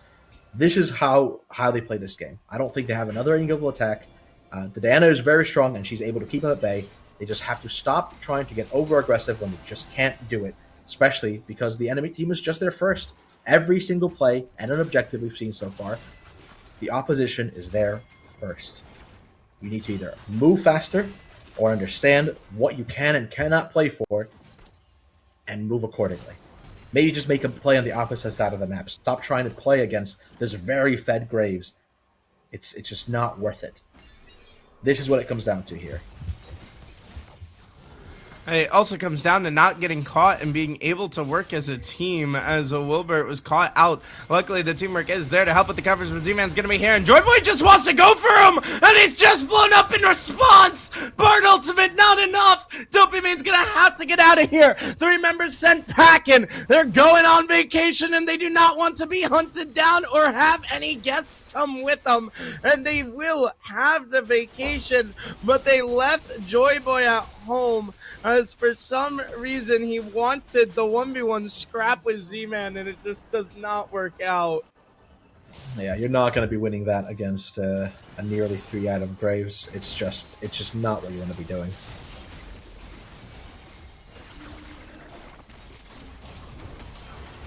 It really just isn't. I mean, now as the spike goes in, the problem is you don't have the numbers advantage. Dopey Man's going to be going on to the backside, trying to use everything he can, but it's just not enough. Jaded in this front line can do as he pleases. His 2 members are already down, and there's just no challenging this Baron. Dopey Man had to survive the fight to even give him a chance at stealing it, and he didn't. And, I mean, this just looks hopeless for the side of Zon. Yeah, a bit of miscommunication there between Dopey and, between Snow and the Isil. Had Zhonya's and Kale ult both running at the same exact time. That's not how you want it. You know, you want to use one and then the other. It ended up costing Snow his life. He wasn't able to get away, and he was the strongest member probably of the side of Zon. Without him, the fight's just over. They're just not able to do anything, especially with the compositions that have been drafted here. The composition of Demacia is so good at stopping anything bad from happening to the back line. So much peel, so much disengage. And with the power that they have right now on Z-Man, he's so significantly ahead of everyone in this game that it's just going to be a bit of a nightmare. They have to try and stall the game. They cannot keep these fights going. If they keep trying to fight like this, it's going to be lights out for Zon. Yeah, and this may be lights out for Dopey Man. He was waiting, looking for an angle, but it's not enough as Wilbert will flash the Super Mega Death Rocket, but Z-Man's just on a killing spree as he's up to 7-2-7. Bot Tier 2 is going to fall, and this Tier 3 may be next on the chopping block. 4 members here to answer, but Snow has to be careful. He's the one hope back into it, but the Bard Ultimate is going to land onto 2, but there's just no fluff. No one can hit that go button for the side of Zon.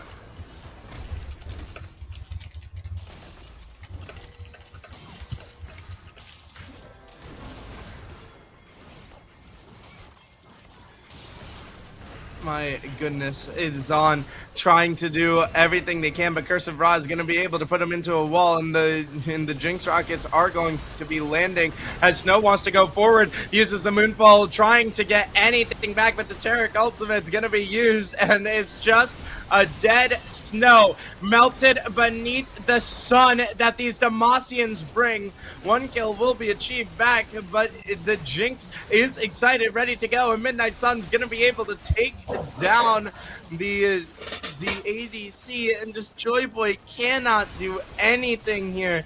Still and Wilbert left alone to defend against a moving mountain, and try as they might, they may not have the damage. Hold on a second. Blinking health bar still has a little bit of an angle. He's trying to do anything, but no.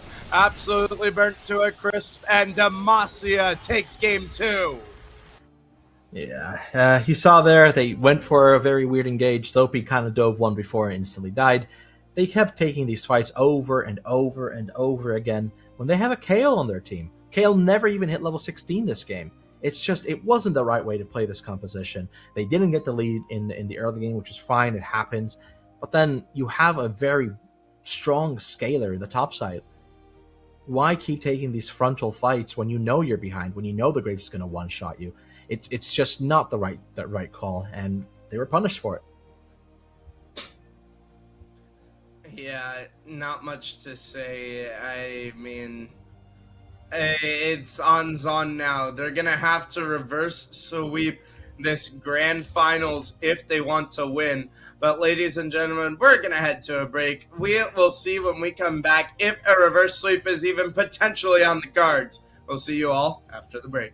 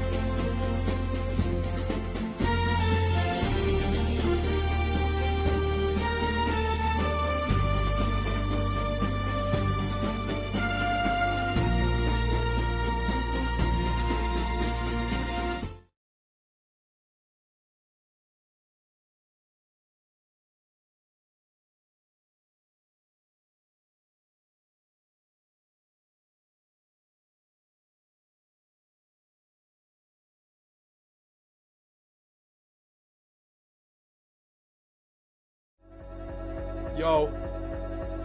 Off CD. Demacia.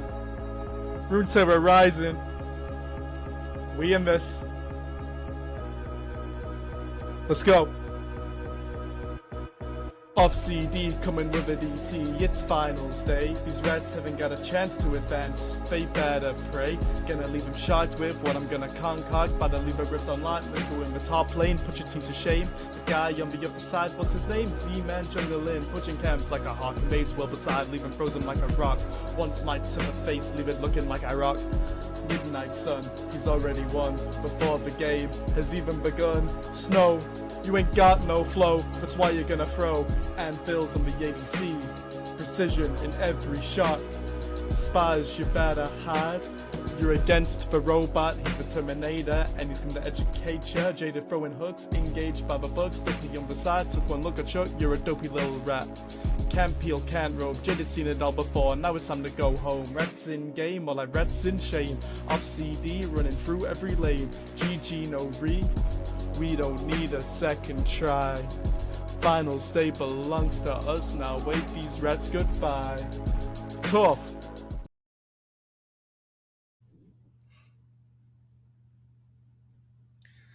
Welcome back, everybody. Had to play the diss track one more time because it seems to all be coming true.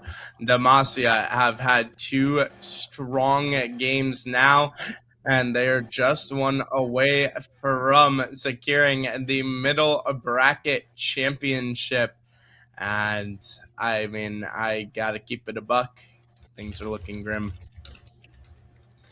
Yeah, Luis, what did they have to do to get back into this? I mean, step 1 is ward their own jungle. Every game, Z-Man cheesed them, started either on their camps or invaded insanely early. Just don't let him do that. You know he's going to do it. He does it on repeat, nonstop, all game. He is quite frankly doing some very illegal things that should not be allowed, and he's not getting punished for it. So that's step 1. Because if Z-Man stops getting these random advantages, that's a good thing for your team to now have a forward footing. Step 2, play with your bot lane constantly. Joy Boy has been consistently getting an advantage in the bot lane every single time without fail. He is just outplaying the enemy bot lane. If he can continue to do so, play with him, make the plays for him, with him, make him the star of your team. That is how you win these games, in my opinion. Step 3 is if Sill's going to pick something like Kale or a scaling champion, let him vibe, let him do his own. Just ward for him. That's all he needs. If you can ward for him so he stops getting constantly ganked or gets caught out with his pants down, that'll help him a lot. And then in the mid lane with Snow, I really like the Diana. He did really, really well. This non-control, non-traditional pick works for him. Continue to use that, and maybe use that power in the mid lane to come down bot lane and gain further advantage with Joy Boy. I think that's the way you play this game. That's how you get it completed. Stop letting them run you over. Put some wards down. Get a defensive pink ward in your own, right in front of your Raptors or whatever you need to do so you know where the enemy is. That's what you need here. Play more concerted, more correct League of Legends, and that's how you play this game.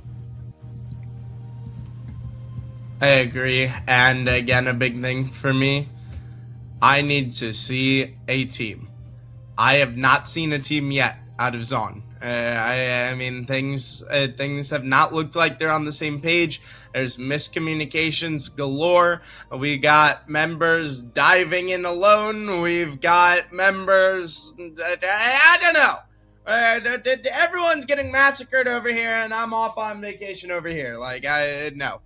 We need to be working together, making sure we're covering for each other, peeling for each other, making sure that when we're going in, we are ready to go in as a team, not as an individual. I think that's the biggest thing for me if Zon wants to even have a chance at reverse sweeping this. Absolutely. And honestly, maybe Murber is right. He was saying it would be a crazy script if Zon reverse sweep after the diss track. Maybe playing the diss track twice is a double negative and becomes a positive or something like that. I don't know. Maybe that's exactly what Zon needs to be able to get their footing back in. Or maybe Still has to come up with a diss track on the fly now so we can play it to give his team that morale boost that they so desperately need to be able to keep things going forward. Yeah, and I mean, hopefully we can see Zon bounce back here, but it's gonna take a lot. This Demacia team is looking so strong.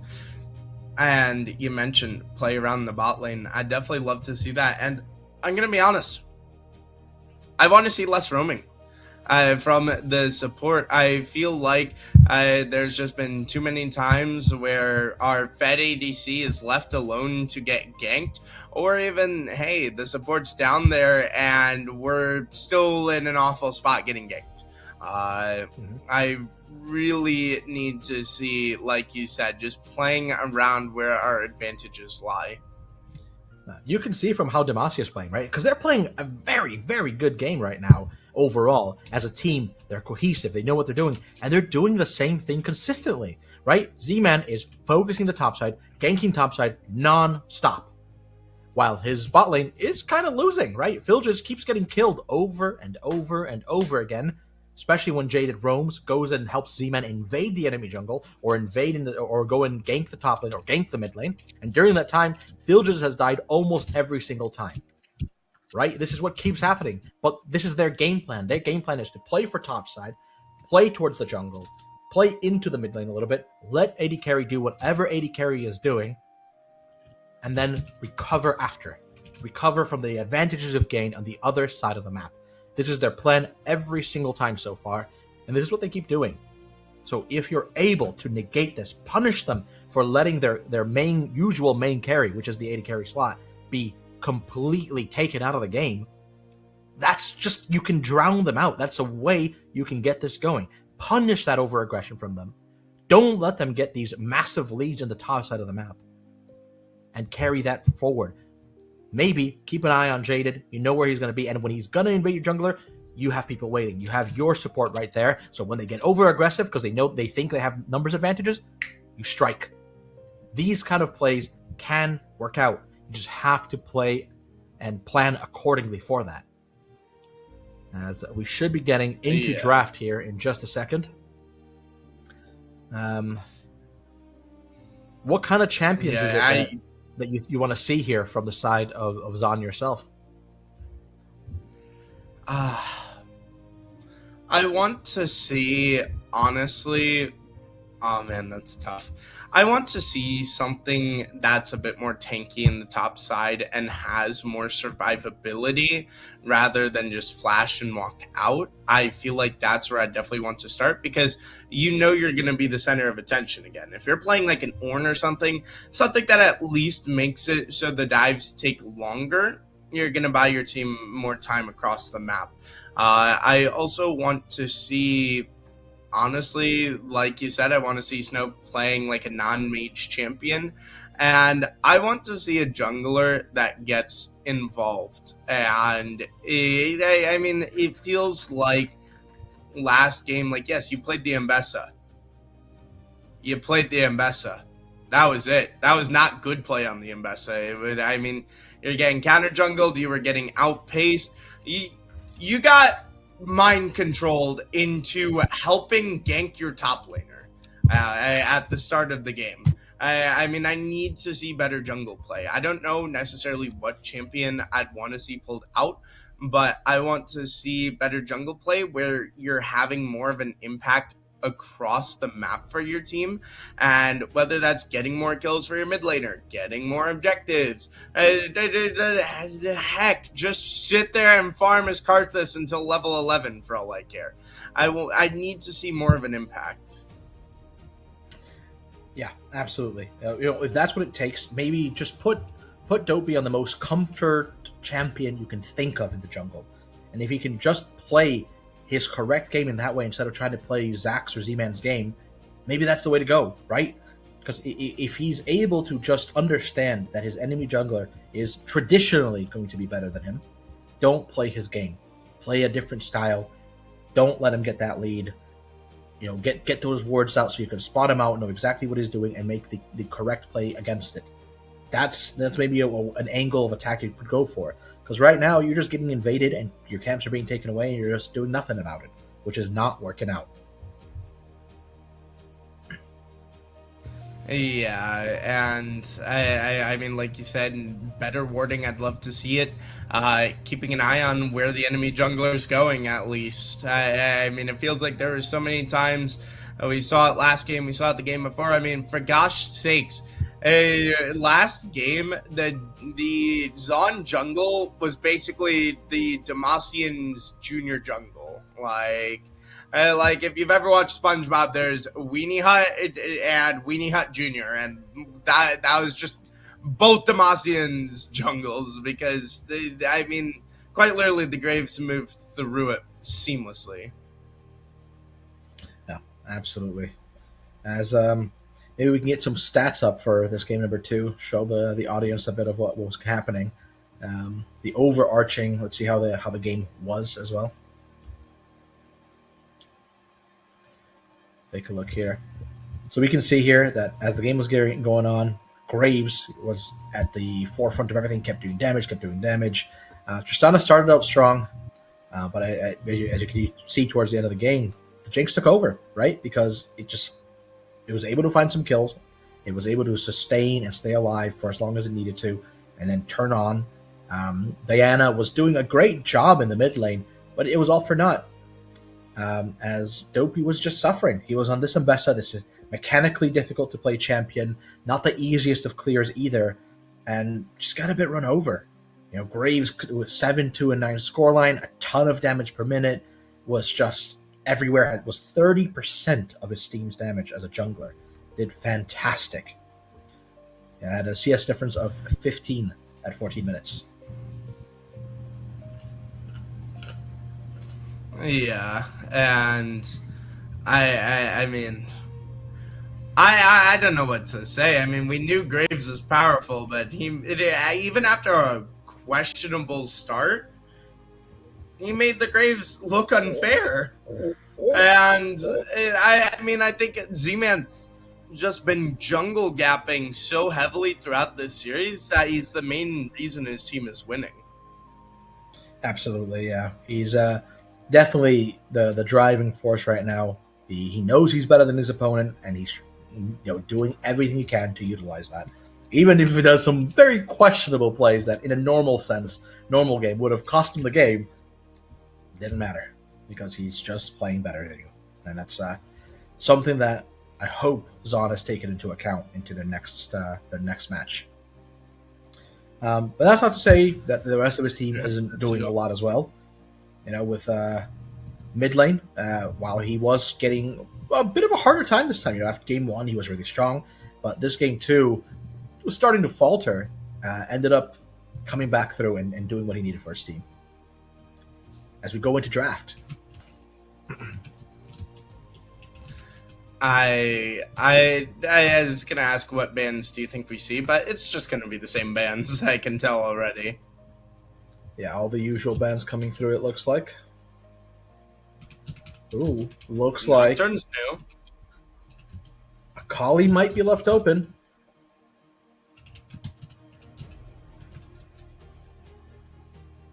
It's up to Sunday. Leave the Akali open. Will Demacia take it in first pick here?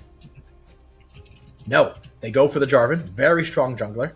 One of Zach's favorites. I was gonna say, I mean, the Akali obviously would be a great pick, but I mean, when your jungler's doing this good, you're put priority on your jungler. Put him in whatever spot he wants. I mean, if he says he wants to run, I don't know, Yuumi jungle, I would trust Z-Man at this point. But there's the Akali you were talking about. Snow, very good on the champion. This also makes me think they've got a plan. Yeah, I'd like to say real quick, to leave it open, they probably have a plan for this. Absolutely. I would hope that they do. Otherwise, it may be a bit questionable. Akali, very strong champion. I'm not sure what the answer from Demacia will be to face it. What will be the pairing that they bring on with the Akali? Will they take jungler here? I, huh. I don't know. Draft is a little bit broken. It wants to tease us and leave it to our imagination what is picked here. But what do you expect Demacia to do to build around this Jarvan? So it really depends on this next pick, right? Because they could pick jungle here, and if they see what the jungler is, they can pick some champions that really are either not susceptible at all to that jungler or go with the Jarvan. Something like a Galio in the mid lane would be a great way to make sure that this Akali doesn't just burn your head off. Big pairs and combos with the Jarvan really, really well. Jarvan with Galio, known as a good combo. You EQ forward Cataclysm and then Galio ults on top of you. Wham! Huge of CC comes down. Very, very strong pairing, and it's a way to neutralize this Akali from getting too many kills in the early game. Yeah, I'm curious to see what pairings we end up getting. Hopefully the drafter tool works again soon, but we're just gonna have to wait and see what it's going to be. Now, what kind of jungler would you like to see brought out here, knowing it's a Jarvan? With the Akali that you have there, I would love to see something aggressive. Akali wants to get kills. You need something aggressive. Maybe a Vi could work in your favor. That would be a way to just get things going. It's a very dive compy kind of angle, so that's the kind of style I would expect. Vi Jarvan have a bit of a interesting dynamic in how they can fight each other as well. EQ can definitely stop Vi from engaging with her Q, but Vi Q takes priority on almost anything. And her ultimate obviously makes her unstoppable. But instead, it's the Lee Sin, very aggressive jungler as well. I don't know how much practice they have on it. Lee Sin, not the easiest champion to use, but this might be a denial pick, as I know Ben likes Lee Sin into Akali as a potential counter. So we'll have to see what exactly they're going for here.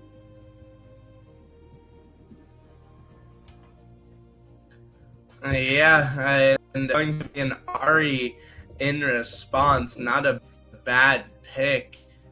Oh, the Lee Sin is definitely interesting. I honestly think the Lee Sin is a very feaster champion.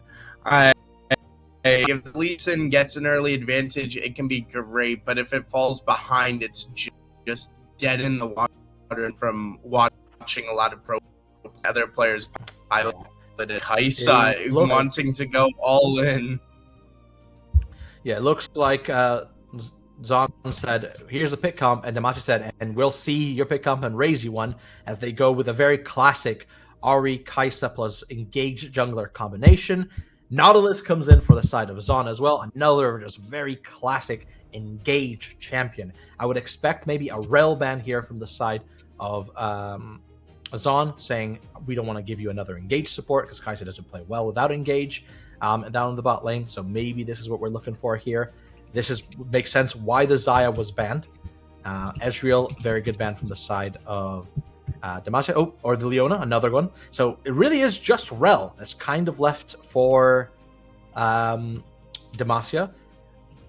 Another potential could be even the Renata Glass saying, if you guys are going to dive so hard into us, we will get you with this. But we'll have to see what exactly they pick here, as they have their pick of the litter in terms of what support they want. As they can see the Nautilus. From the side of Demacia, I imagine they're going to ban some other, kind of engagey champion from the top side. Gragas makes a lot of sense. It really is just a pick comp versus pick comp kind of hard engage against each other. See, you can play it better. Yeah, I'm unsure of how these teams will round this out. Demacia obviously would love to see some frontline and something to follow, maybe something to protect this Kaisa, but it's Kalist. Whoa. Wow. That's not what I was expecting. All bets are off now. This is a very short range comp for Zon. That's my concern, is how short range this is.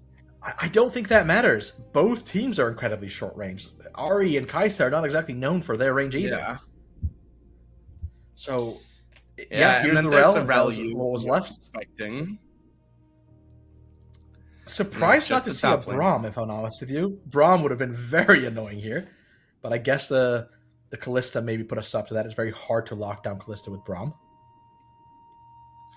And also, I'm making sure, like, I think you want a secondary good engage with the Jarvan, something to go in with it, as I'm assuming this top laner is not going to be your primary engage, and it's a Tom Kench, just a meatball on the front line, and now it's up to Syl what he wants into this. Yeah, they have very direct engagement. Jarvan is your main engage. Sometimes Rel can be it. And they have great follow-up with Ari, with Rel, and with Tom Kench. A lot of beefy frontliners as well. Now, I would love to see something like Yone from Syl, one of his classically played champions, one of his most banned champions. When people play against him, I love this. Yone, a champion that builds with the Road King, should be able to melt this Tom Kench if he plays it right. And it's another engage tool for the side of Zon. This is going to be a really exciting game. I expect this to be insanely fun, very exciting, very aggressive game for both teams. Oh, man, I think mechanically harder champions on the side of Zon to use, though. Yeah, but there's any way to go out. This is it. But ladies and gentlemen, as we get into the match, it's the last life for Zon. They are down 2-0 in this grand final. Nothing back to fall on except your own blood, sweat, and skill. Do Zon have what it takes to even start the hopes of a reverse sweep? Let's find out.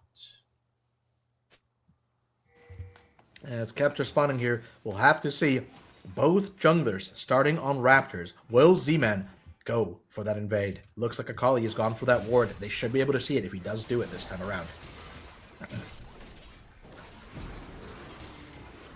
As things start out with a bit of an ugly trade down in the bot lane, Wilbert already dead. Goodness. First blood. And the flash out of Joy Boy early on. And this Kaisa is going to pop the barrier. And this is a nightmare start for Zon. Oh no, Kaisa did not use her barrier. Just didn't use it, didn't expect it. Very good flash from the Rel to get that auto attack, unexpected damage. And that's going to be an early 2-0 start for the side of Demacia. Yeah, I'm shocked that Joy Boy did not use his barrier. I think he honestly could have at least traded his life for the Kaisa. And yeah, Wilbur also going down without using any summoners as he went into the alcove. I mean, what the heck is going on right now? I'm shocked. It's a 1K gold lead 2 minutes in. It's just not what you want. I think there was multiple instances where Wilbur could have flashed. Yes, he likely would have fallen, but the opponents would have flashed after him. He could have dropped the ignite on the Kaisa. There were so many angles of attack, and I think it was a mechanical misplay. Yeah, that's one that really hurts, especially this early on into the match, considering the circumstances where you need to reverse sweep. Uh-oh. Here we go. Early on, this has been the problem, is the junglers and Joy Boy's already dead. Wilbert next on the chopping block. The level 3 Jarvan gank comes through. Double kill over to the Kaisa, and I mean, I don't want to call it over before it's over, but that's brutal. Very expected level of play there. I mean, the Jarvan saw bot lane has no summoners, or the Kaisa has no flash at least. Says, okay, I'll just skip my blue, come straight to you. Ganks, gets that off. And as you can see, Lee Sin, I don't know what happened to his clear. He He's skipped his Wolves and his Grump randomly. I don't quite understand why. Not really what you want to see. Yeah, and I.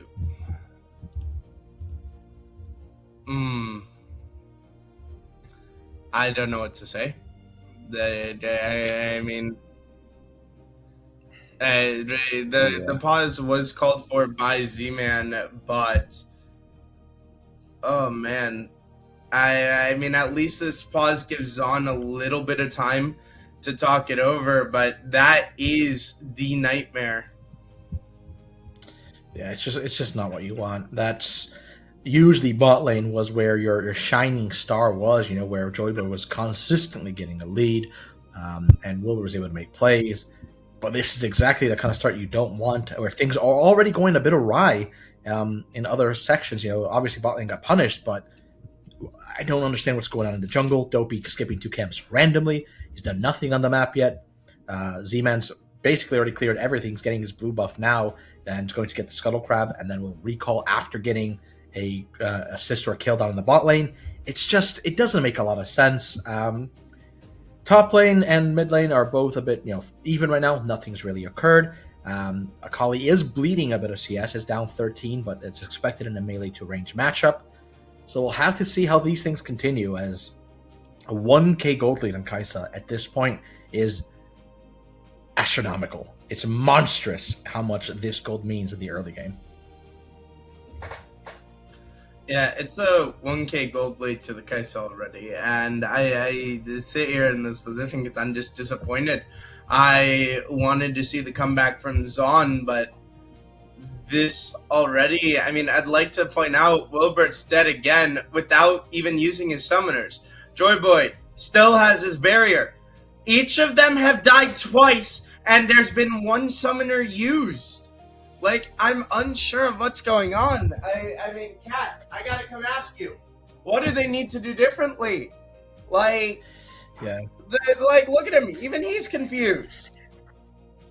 Yeah, it's one of those things, like, it was so expected that Jarvan's going to do this. You just blew your summoner, your flash down in the bot lane. You've pushed up to the enemy tower. You can't do that. You are not allowed to do that, especially if you know that your jungler is starting on Raptors and pathing topside. He's not there to cover you.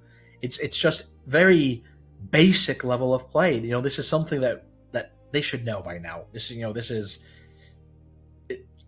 These players are good enough to know not to do something that's silly. They're playing at a basically Emerald plus level for the most part, and it's a silly mistake. And these silly mistakes will cost you series. And when you're already 0-2 down, you just can't be doing that. I honestly fear for the mental now. I fear that the mental state would obviously be cooked after 0-2, but if it wasn't cooked already, it may be cooked now. I mean, you can see they're positioning for a gank onto this mid lane. Akali looking to sneak around the back as Curse of Ra takes a lot of damage, but Snow will get away from the gank attempt.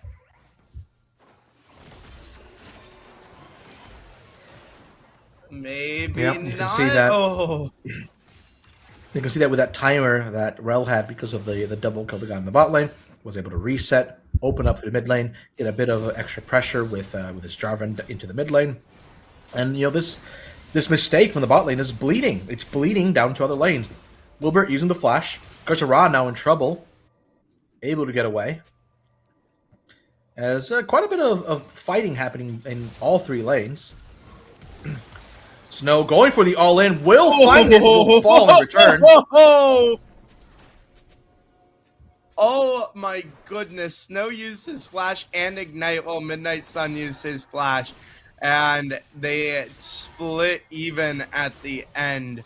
But now, if you look at the item advantage for the ADC position, I mean, it is a Cull, recurve bow, and longsword to boots. Man.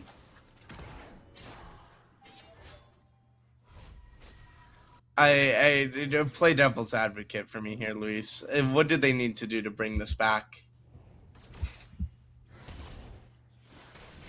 They need to find a play. Dopey has not been present on this map at all. On this insanely early game jungler, he hasn't done anything yet. He has a random control ward this early on. If they don't make something happen soon, this game is going to fall out of their hands so quickly. Yeah, and it may be falling out of their hands a little bit more as their jungler will be here, but not really able to do much as Z-Man's going to be coming down.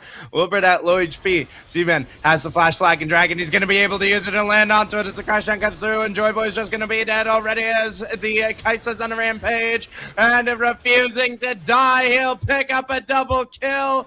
Wilbert up next, trying to get away. Jaded will take him down, and Sill's in trouble on this top side, gonna die as well, and everything's falling apart for Zon. And it's another instance of Joy Boy not using his barrier for the fourth time of just not using it. He gets bursted out, dies before he's able to really get any more damage down.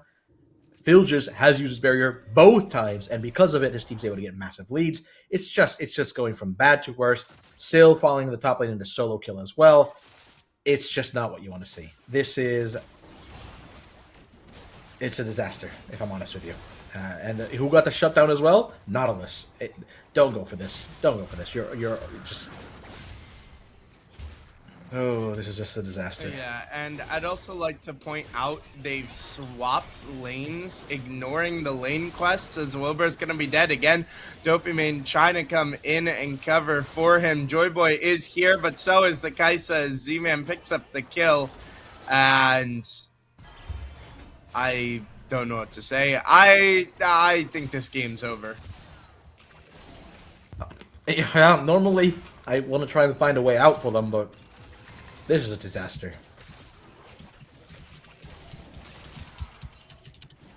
I don't know what lane could possibly do anything. Akali is the only lane that's kind of okay. It's just such a hard thing to watch. Joyboy has to be mindful here. The enemy is looking for him, but they have Lee Sin. Maybe they're able to make a play.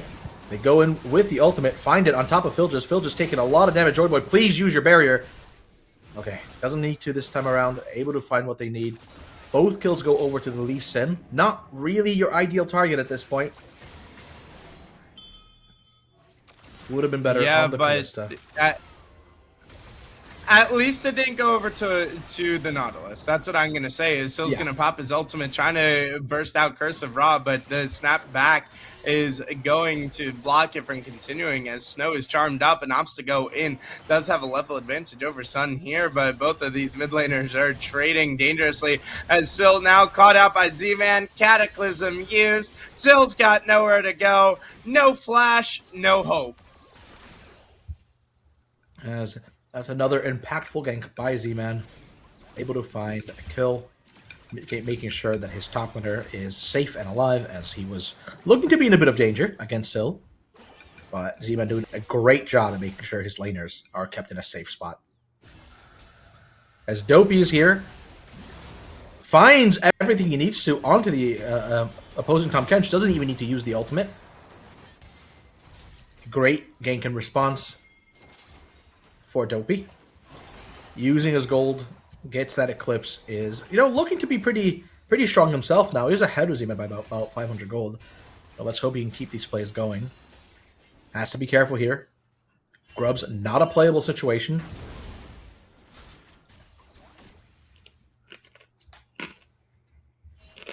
Yeah, and I mean, the gold lead is down from 2K to 1K. That's the good news, but still not a great position as all three Void Grubs will go over.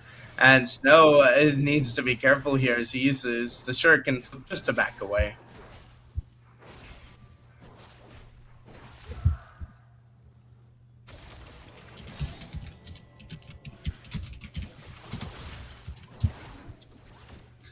Man, Now you can see Jaded just trying to wait. This is the Hextech Flash trying to go on to Joyboy. The Crashdown will connect along with the Kaisa W as Joyboy's in a lot of danger. Kaisa Ultimate used to get through to the back side, and he'll be dropping it over on the top side. Jungler in top 2 is going to be fighting, but Curse of Ra is only going to be taking you to the curse of your grave. Dopey Main left alone in a 1 versus 2. Dragon Rage used, but down he'll go. Over in the mid lane, more fighting going about as Wilbert's left alone on this bottom side. I think like I'll just beat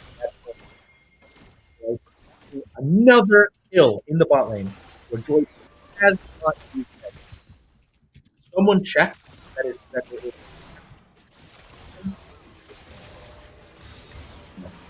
Yeah, they still will pick up a kill in response. That's the good news. Ra just got a little overambitious, but Yeah. you can see Can- Snow is low health here in this mid lane. Yeah, so something we need to check here is if Joy Boy's barrier is actually bound to a key. This is the fourth, fifth time, whatever, that he just doesn't use it. He just dies without using barrier. It's unforgivable at this point. It's too many times on repeat. I don't know. Does he know that he took it? It just makes no sense. Beating a dead horse at this point.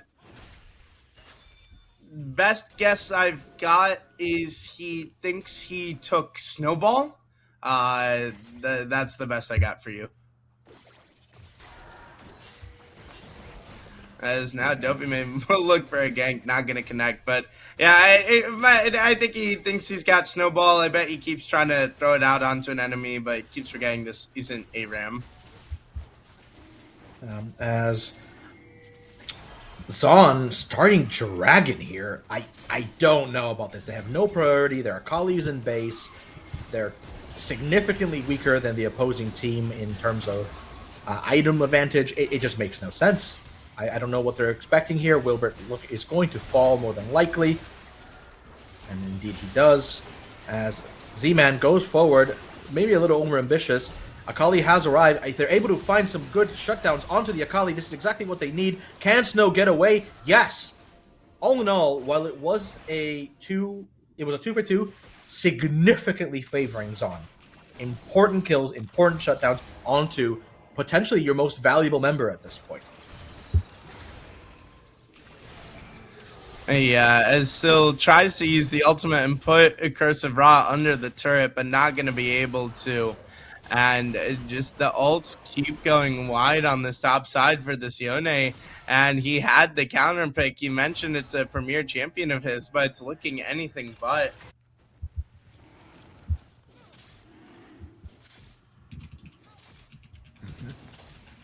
Yeah, I mean, he's connecting with everything. He's able to find what he needs, but it's just he's just a bit behind right now after those ganks from Z-Man. He doesn't have a completed item, whereas while Thornmail Rush is not really what I ever recommend anyone to do in the top lane, it is working for him. You know, the Tom Hench said, if you're going to do more damage to yourself than you do to me right now, and that's exactly what he's going for, especially with inflated steel caps. I don't think Syl will have any kill angle until he's able to find the Blade of the Ruined King. Yeah, and I mean, both of the Drakes going over to Zon, to Demacia are just not good for Zon's sake, because it means eventually you're going to be forced to show up at the Drake pit, and you're still down almost 2,000 gold, and I need to see something. They did get that play in the bottom side, but if Snow's not there, if Dopamine's not there, you've got I hate to say you've got no chance. It feels like Joy Boy is having a really bad game, and now they're going to be going onto the Ari, as Snow will quickly pick up a kill with the help of Wilbert. This is what you need to do with the Hextech Gunblade. You pick up a kill, and over on the top side, Dopey Main's going to be caught as he was just exploring in unknown grounds, and he's dead. Yeah, Good catch down in the bot lane, unfortunately. Unfortunately, just a bit of an overplay there in the mid lane by Dopey. Not really sure what he was looking for. A bit rough for him there, because he is, one of the stronger members right now with the amount of kills he's been able to pick up in, that early shutdown. So hopefully he's able to actually do something with his gold. That getting caught like that is not really what you expect from him. Snow, however, is coming onto his own. He is showing up to be the forward force for his team in this current game situation. As Herald has been started for the side of Demacia. Should be uncontested. Boy and Wilbur need to be careful. Herald cannot be getting caught. Your mic sounds like you're underwater again, and you know who's also going to be underwater is Joy Boy, put in a grave yet again for the 5th time this match. And Filches is going to be going in with the guy's ultimate. The killer instinct is going to come out, and Wilbur is going to be dropping to a grave. Snow and Dopamine are here in the local area, but they are just on the wrong side of history. Dopamine uses the Dragon's Rage to no avail, as the game state is so bad that you've got Z-Man farming turrets. There you go. Sorry, I should be back now. I'm not sure what's going on. Yes. You're back. Don't really know why I'm going underwater. I'm not really doing or changing or doing anything, so I'm going to assume it's a software issue from this thing, but sorry about that, guys. Snow attempted to get a kill there. Oh, and he does find it. He does find the kill, gets away with it. As Joyboy and Wilbert are here to try and save the day, but Joyboy... He used the barrier! Again, not using the barrier! Who cares that he does? No, he did! Who cares that he died? He used the barrier! Maybe he just died that early, okay. As Dopamine wants a little bit more, flashing away from the Shattering Strike, but cannot find a kill. Goes back in for this Fed Kaisa, who's 13-3, and there's no chance in hell. And Filges will run Wilbur into the ground. And yes, we could celebrate using the barrier. That's about it. They all drop, and it's a 6K gold lead for Demacia.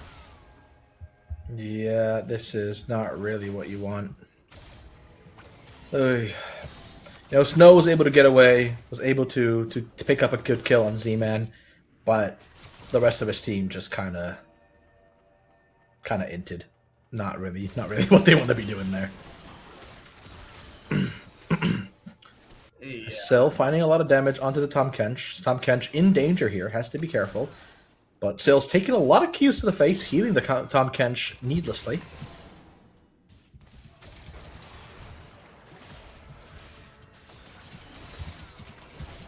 Yeah, and right here, I mean, the top side has been filled with trading just like all the other games. But Z-Man is here. Cataclysm flash immediately in response, but the Q lands.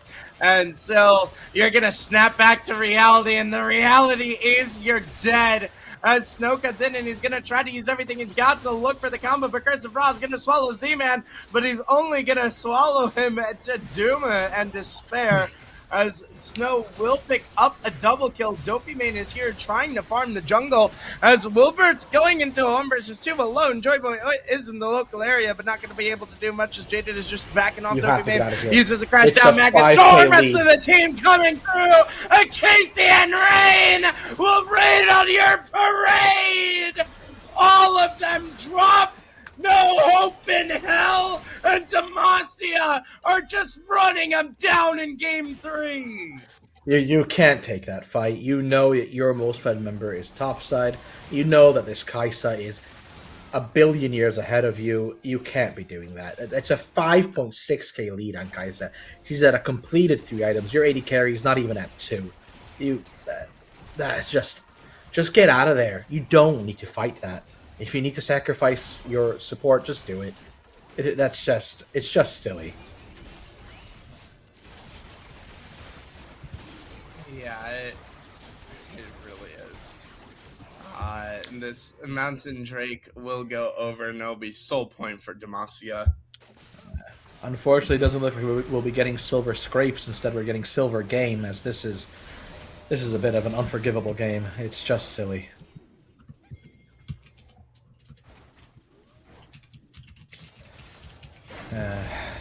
And Joy Boy, for what, the sixth time this game has died without barrier. Snow in the front line and still gets a massive ultimate, but the problem is he just is hitting them with napkins as Wilbert's caught in the cataclysm. Double kill over to Curse of Ra, and they may just be able to break down this mid lane, and the Baron is up, but they just may look to end. It'd be a bit overambitious, and they will back off. Yeah, they should just go into Baron here, take it for free. The enemy team just has no chance of contesting it, and then they can slowly finish the game. That would be the right thing to do here.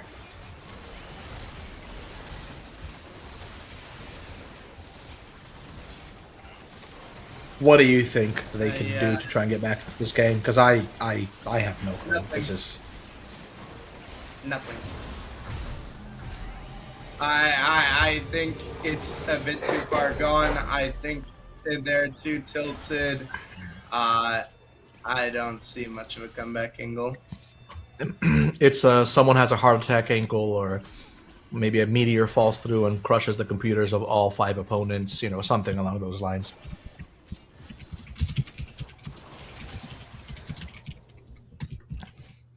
But maybe, maybe there's a potential big random throw that will happen here. That's the only angle of attack that Zon can possibly hope for.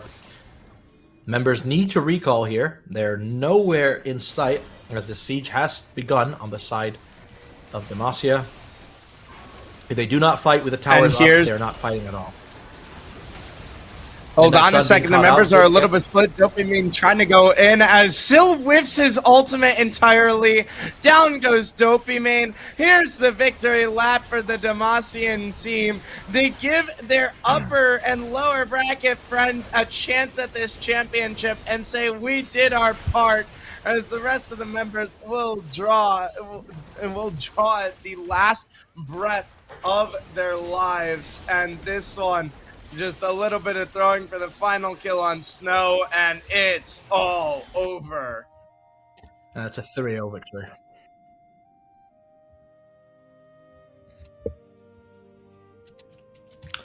As that is honestly, at this point, expected victory for the side of Demacia. They were able to handily tear apart their opponents and just run away with this game. This game 3, Snow tried his best. He was the only one who really had any fight in him.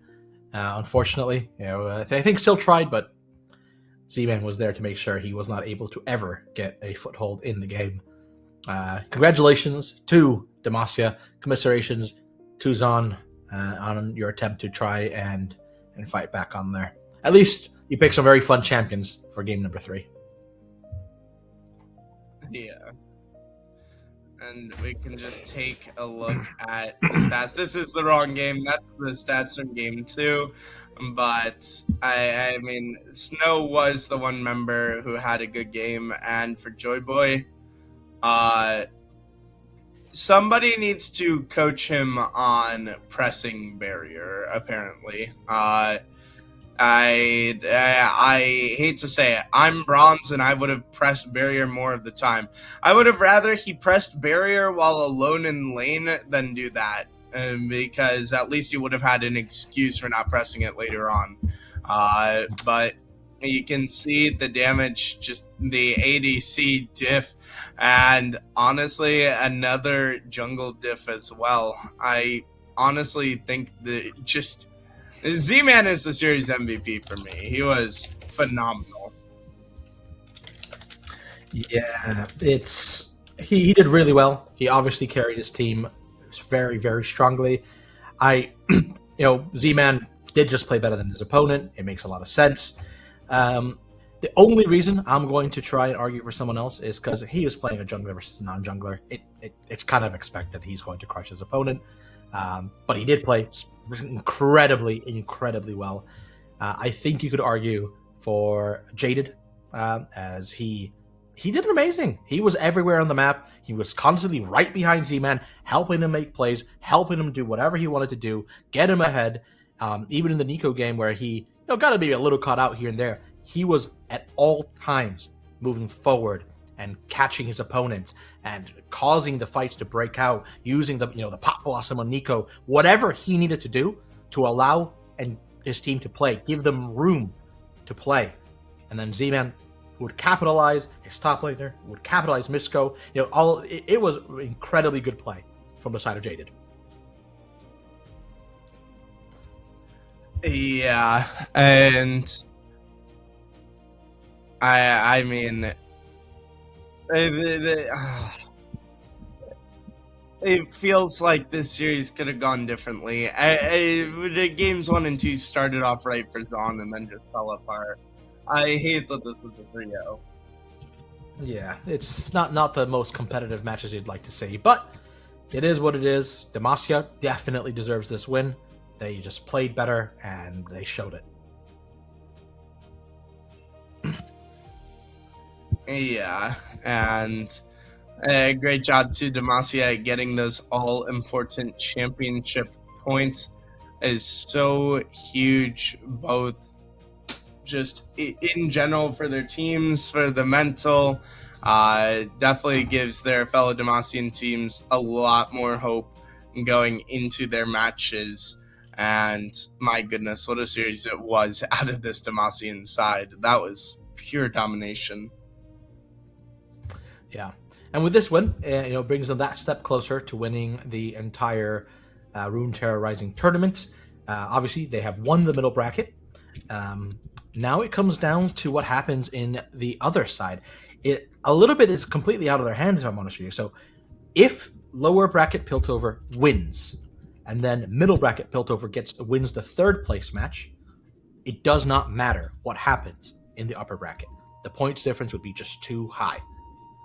If upper bracket Piltover wins, it doesn't matter, period. I think they just take it away. It's kind of, it's right, I believe. So we'll have to see what happens in the upcoming games. And we have here an interview with one of the members, or maybe some of the members, of Demacia. Two very different images to see. Gentlemen, welcome. And how are you feeling after a series like that? Ben? That was a series, all right. I mean, I'm gonna be honest. That did not look like the two best teams against each other. That was domination. I got to ask you guys, what did you do to what did you guys do to really make sure that all came together and worked well? Because that just looked like you guys were out prepared and everything like that. I think I hear something. I think it's the other teams behind me. Because they're all my fans. What can I say? What can I say? I've got 100% win rate, I believe, in this tournament. The only games that my team has lost is when I'm not there. I think Misco is the same. Could be wrong.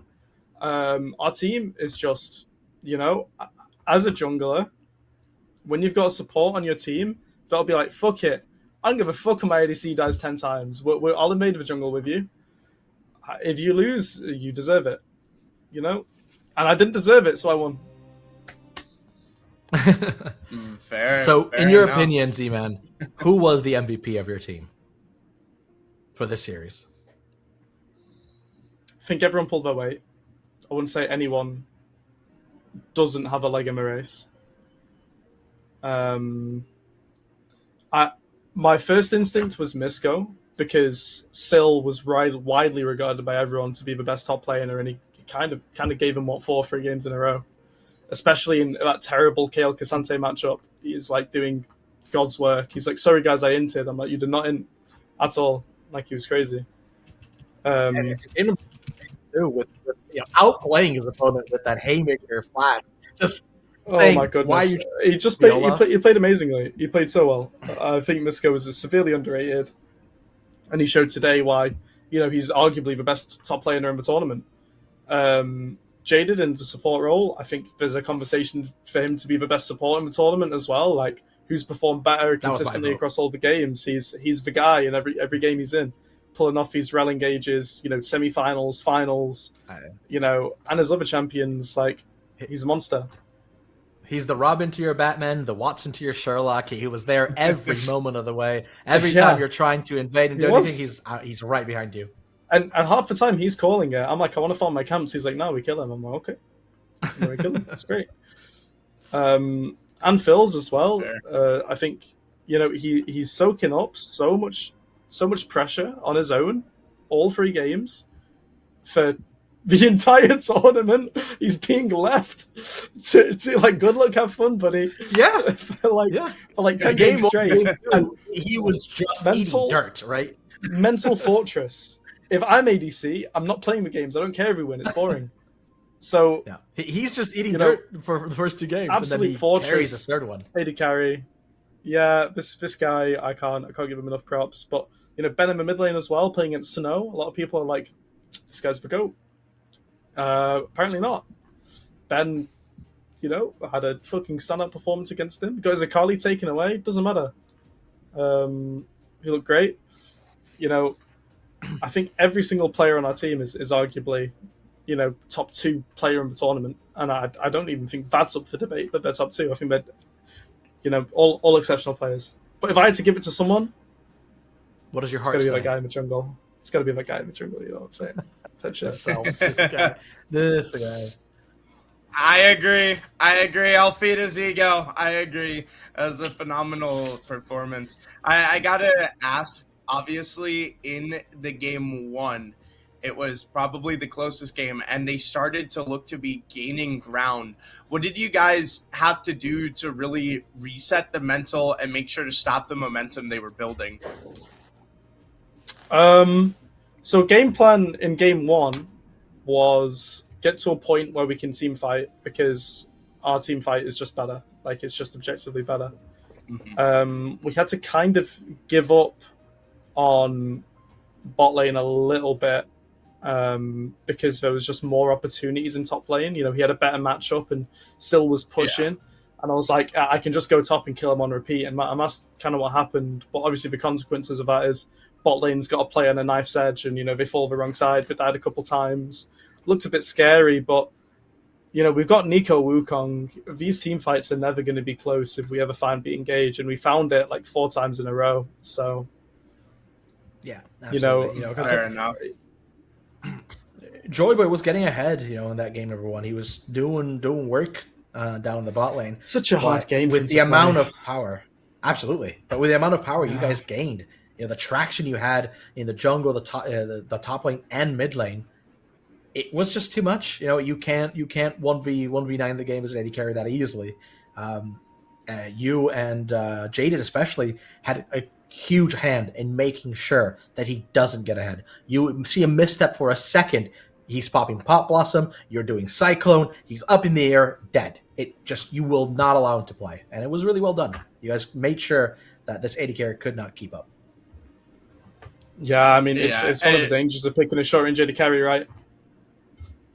Yeah, and now we gotta ask, the game 2.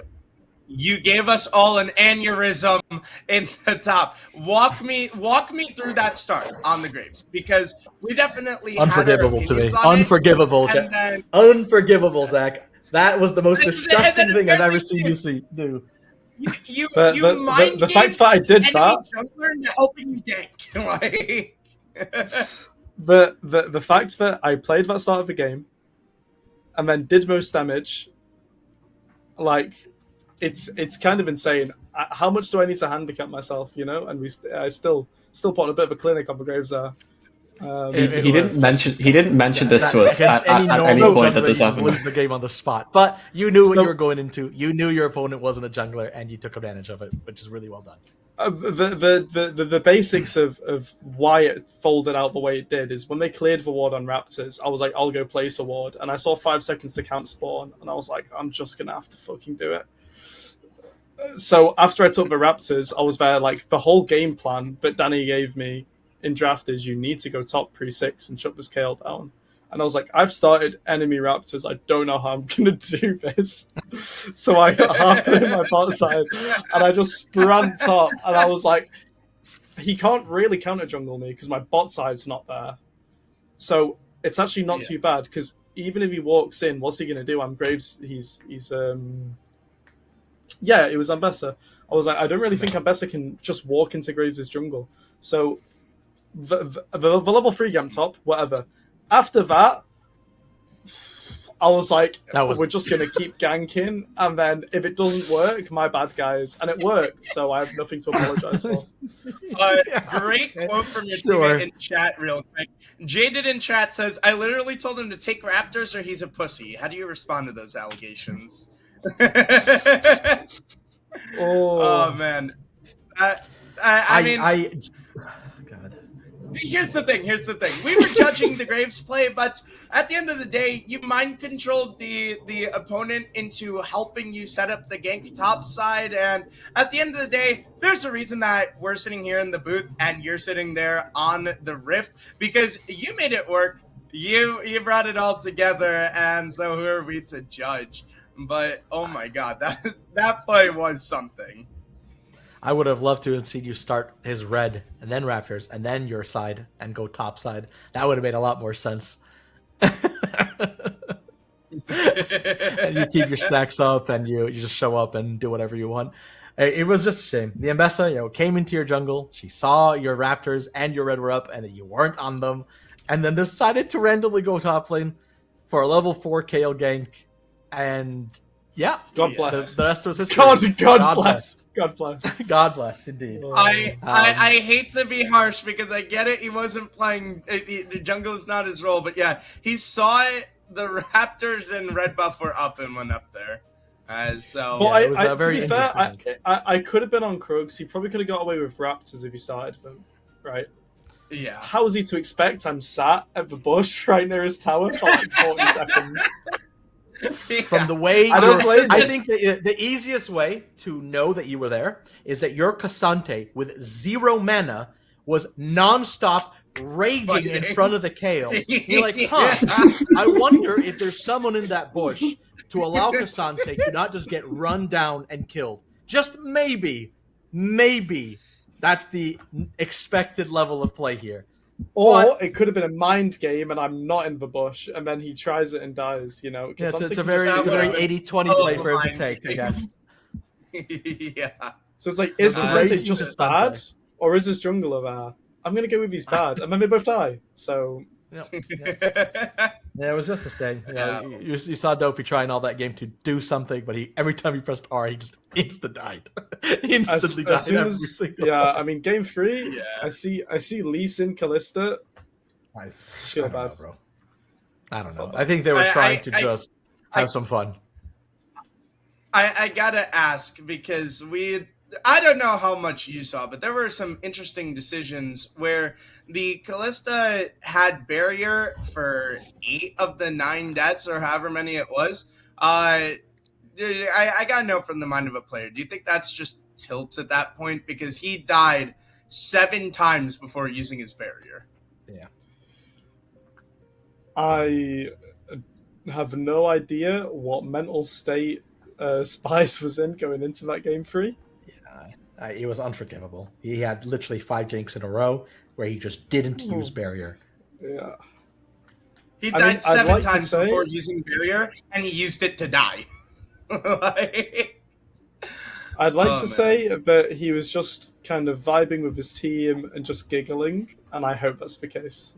Fair enough. Yeah, me too. For his sake. Fair enough. Man. What about, is Ben here then? I think Tuba said that Ben is back. Is it working? Can you hear me? Can you hear us, Ben? No. Can you hear? Wait, hello? Say hi, Ben. Wait, hello? Was hello, there any in-game decisions that you were surprised about, apart from my pattern? Yeah, we can hear you, finally. Okay. We're happy to have you. Overall... Tuba told me that 4 minutes ago you could hear me, so I've been speaking to myself for like half the time. Overall, sorry. it makes NA production strikes again. There was some weird invades you did where the entire enemy jungle was completely and clearly gone, and you were just so confident there was no ward that saw you, which is a bit of a crazy thing to do, but it didn't matter. You guys just completely outplayed at no point did Zach even mention in VC what happened at the start of game 2. By the way, I had no idea until after the game.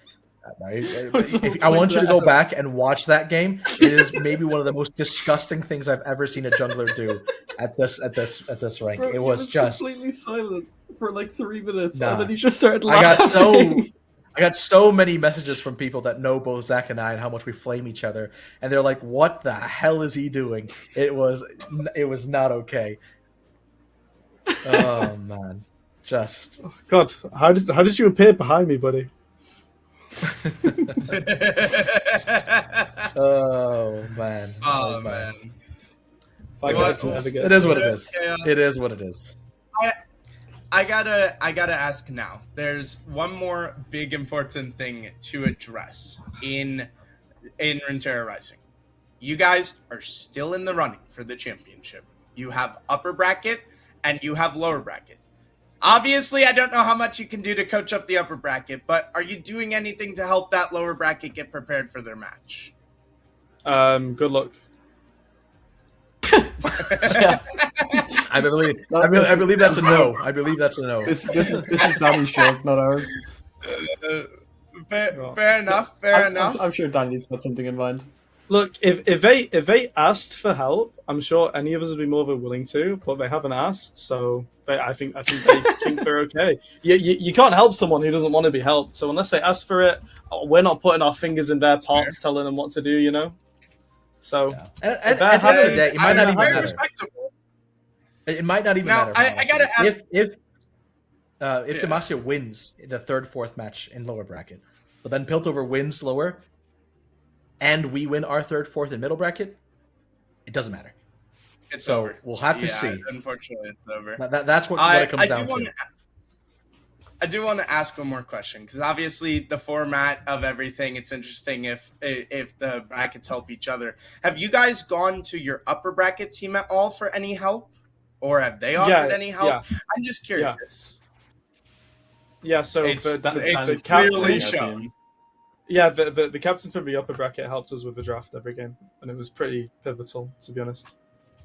Yeah, some great It's draft. clearly shown. And yeah, we love to hear that, because that's the point of this format, is people help each other out. They look for that championship win. So absolutely love to hear it. And hey, for any teams that didn't do it, this is your note now. Look at this man and look what happens. You are a winner when you talk to your different brackets and help out. Make sure that for season 2 you get your help, because it has definitely helped lead them to a win. Yeah. I don't have any final questions or notes.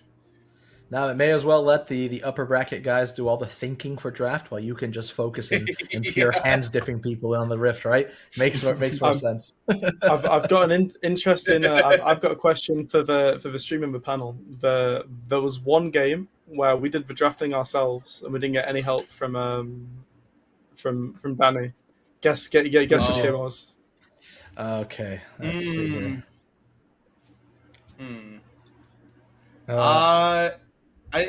Something about it. It tells me, man, it's obviously not game 1. I feel like you guys want the strong start. I honestly want to say game 2. I feel like game 2 was definitely like I think game 2 100% they were told what to do. There's no way they were. I'm going to go with, let me think. So what was surely got to be. It's more than likely. This is more a than fun likely game. game 3, as that's the one, the least one invested. You guys are stomping 2-0, so That's it's the like, one that go have makes fun, the do most whatever sense. you want. I would go with game 3 just out of normal psychology. It's either game 3 or game 1. I know it wasn't game 2. It was game What 1. was it, Which Zach? game was it? It was game 1. Game Okay. 1. It was game 1.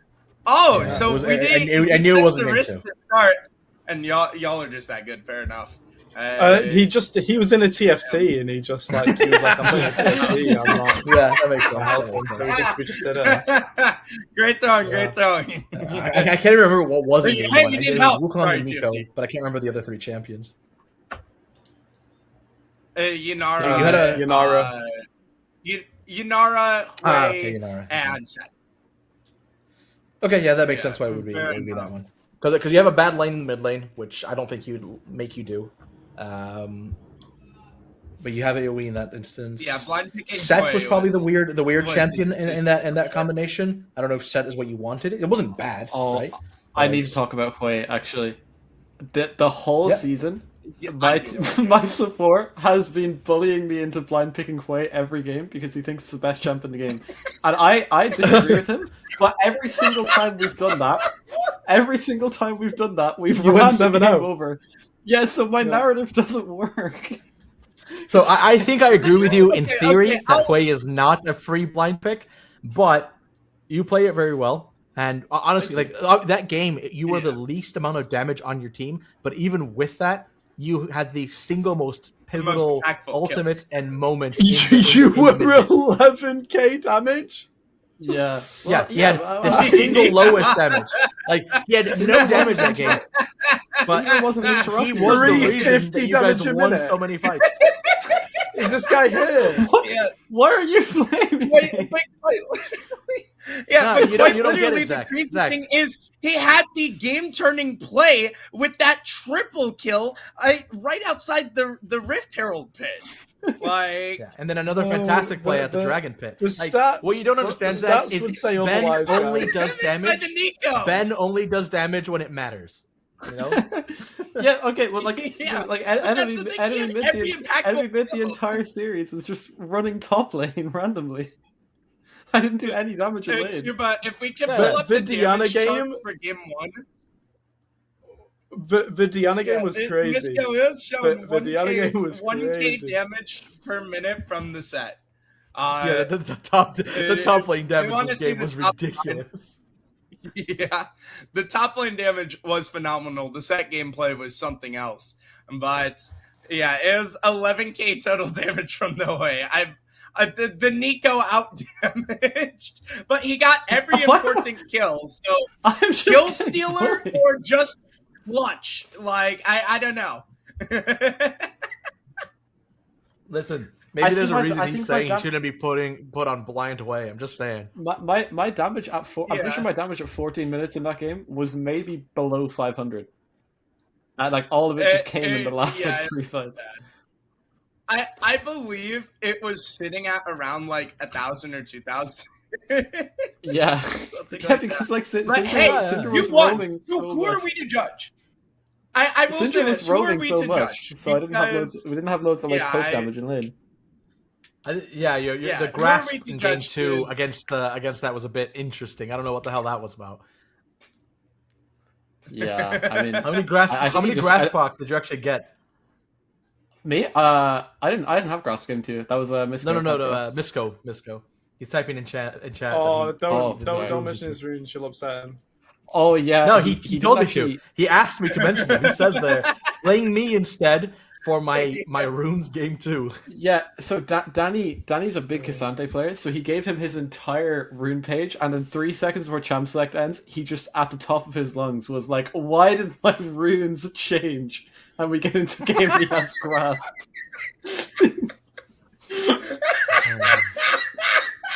I never Misco's the even goat. noticed. Don't worry about it. Yeah, no, I saw it. I didn't want to mention it because I didn't want to flame the hell out of He him. was meant to It have just- I think he was meant to have aftershock and sudden impact. Yeah, was what Danny was saying. aftershock would be normal. Yeah. But It was here's just- it the was thing: funny. even through all of these self-imposed challenges, like the grades, the way, and the runes, y'all are just the goats. Okay, self-imposed challenges for charity. That's what it was. You even force yourself to play 4v5 while leaving Phil just get absolutely molested down in the bot lane for the first 2 games. The poor guy, man. He could not catch a break. He was just chilling under tower. Poppy presses E. He gets stunned under the. He's just dying left, right, and center. Bro, What do you do? every What- Who's your MVP then? You are Misco. I think probably you. I don't want to inflate your He ego. wasn't though. even hitting. He wasn't even hitting the wave. By the way, when he died, he was just chilling there. Poppy flash eats him into a wall, and he dies. Bro, that game, every time I got a wave in, like Chris just started walking up towards mid lane, and he didn't ask if I had cooldowns or anything. He was just like, "Oh, we kill Syndra maybe," and then he walks back down to bot lane, back up to mid, we kill Syndra maybe, and just doing that on repeat for the whole laning phase. Yeah, that's Chris for you. My MVP is Chris Jaded, but I Chris think as well. three I thought people everyone have said. played really well. Yeah. I think three That's people what I have mean, said I think Zach, so I everyone think we'll pulled have that to give it to Zach. Yeah, we'll have to give it to Z-Man, even though he was just Ah. beating down on a non-jungler. I gotta give it to Z, man. It was just a coughing baby versus just nuclear the bomb in the jungle. jungle, but whatever. Give it to the nuclear bomb, Yeah, I guess. but the nuclear bomb has to make sure it hits the ground to have an impact. So Z-Man still That's gets not his true. That's not how flowers. nuclear bombs work, but sure.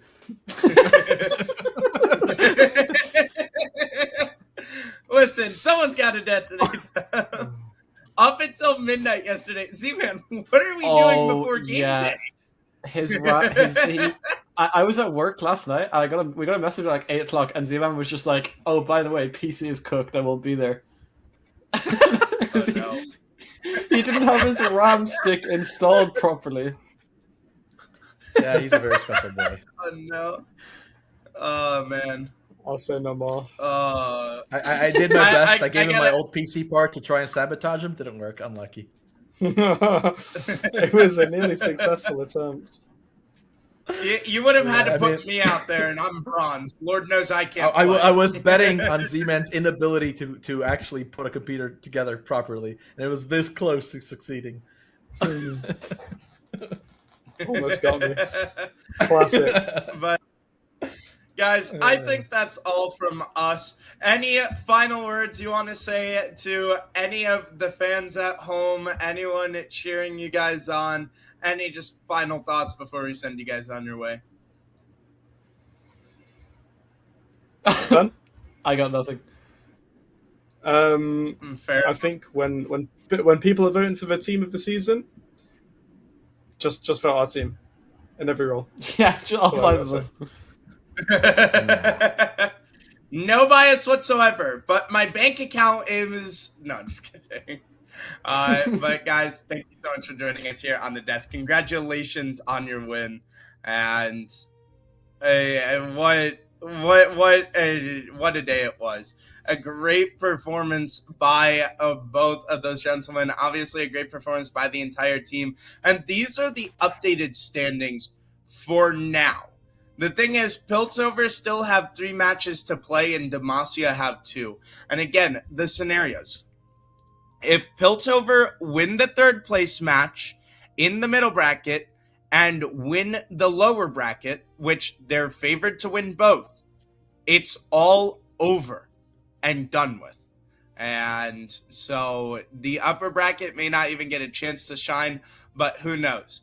If there is an upset brewing on the cards, we may have one final upper bracket showdown to determine the season. But, ladies and gentlemen, we do not have time to decide that now. We're going to have to send you all on your way. Thank you so much for joining us here at Runeterra Rising. Thank you so much to, obviously, my wonderful co-caster and Tuba on the production. Congratulations to Demacia on the win. And we will see you all next time. Take care. Take care, guys.